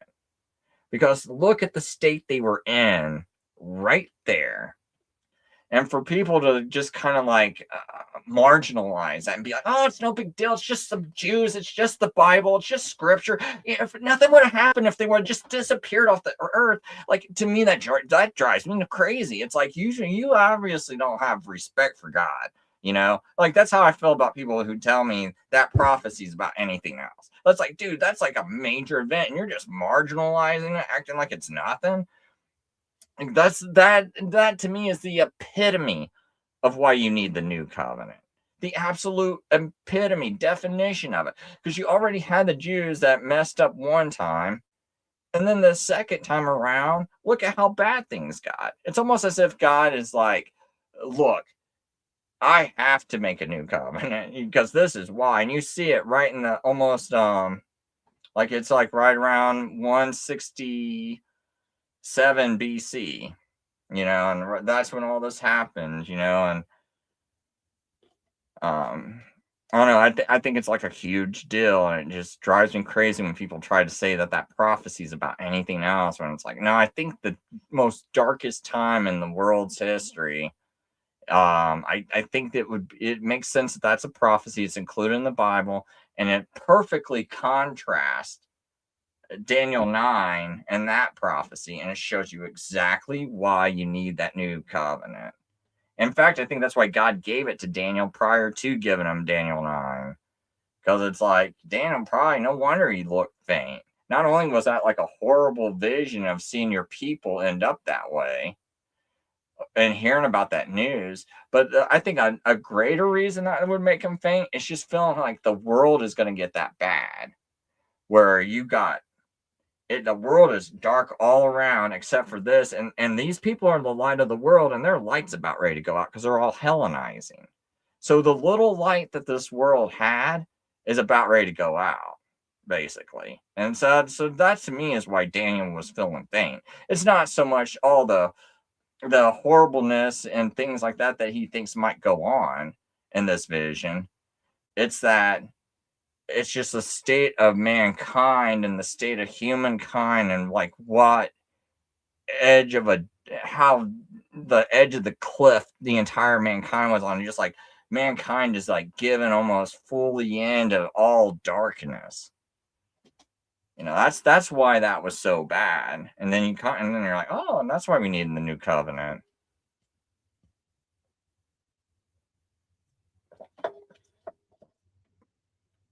So, all right. Hopefully we all learned something. Hopefully, guys got some education. Hopefully, the COVID stuff I showed wasn't too big of a deal for people who probably, I imagine there's some people that probably irritated.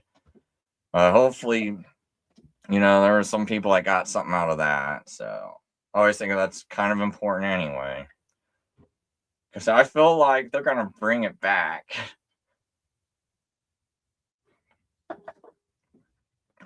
Anyway, y'all have a good night. I got to go spend the last hour I'm going to be awake redoing my presentation. So later.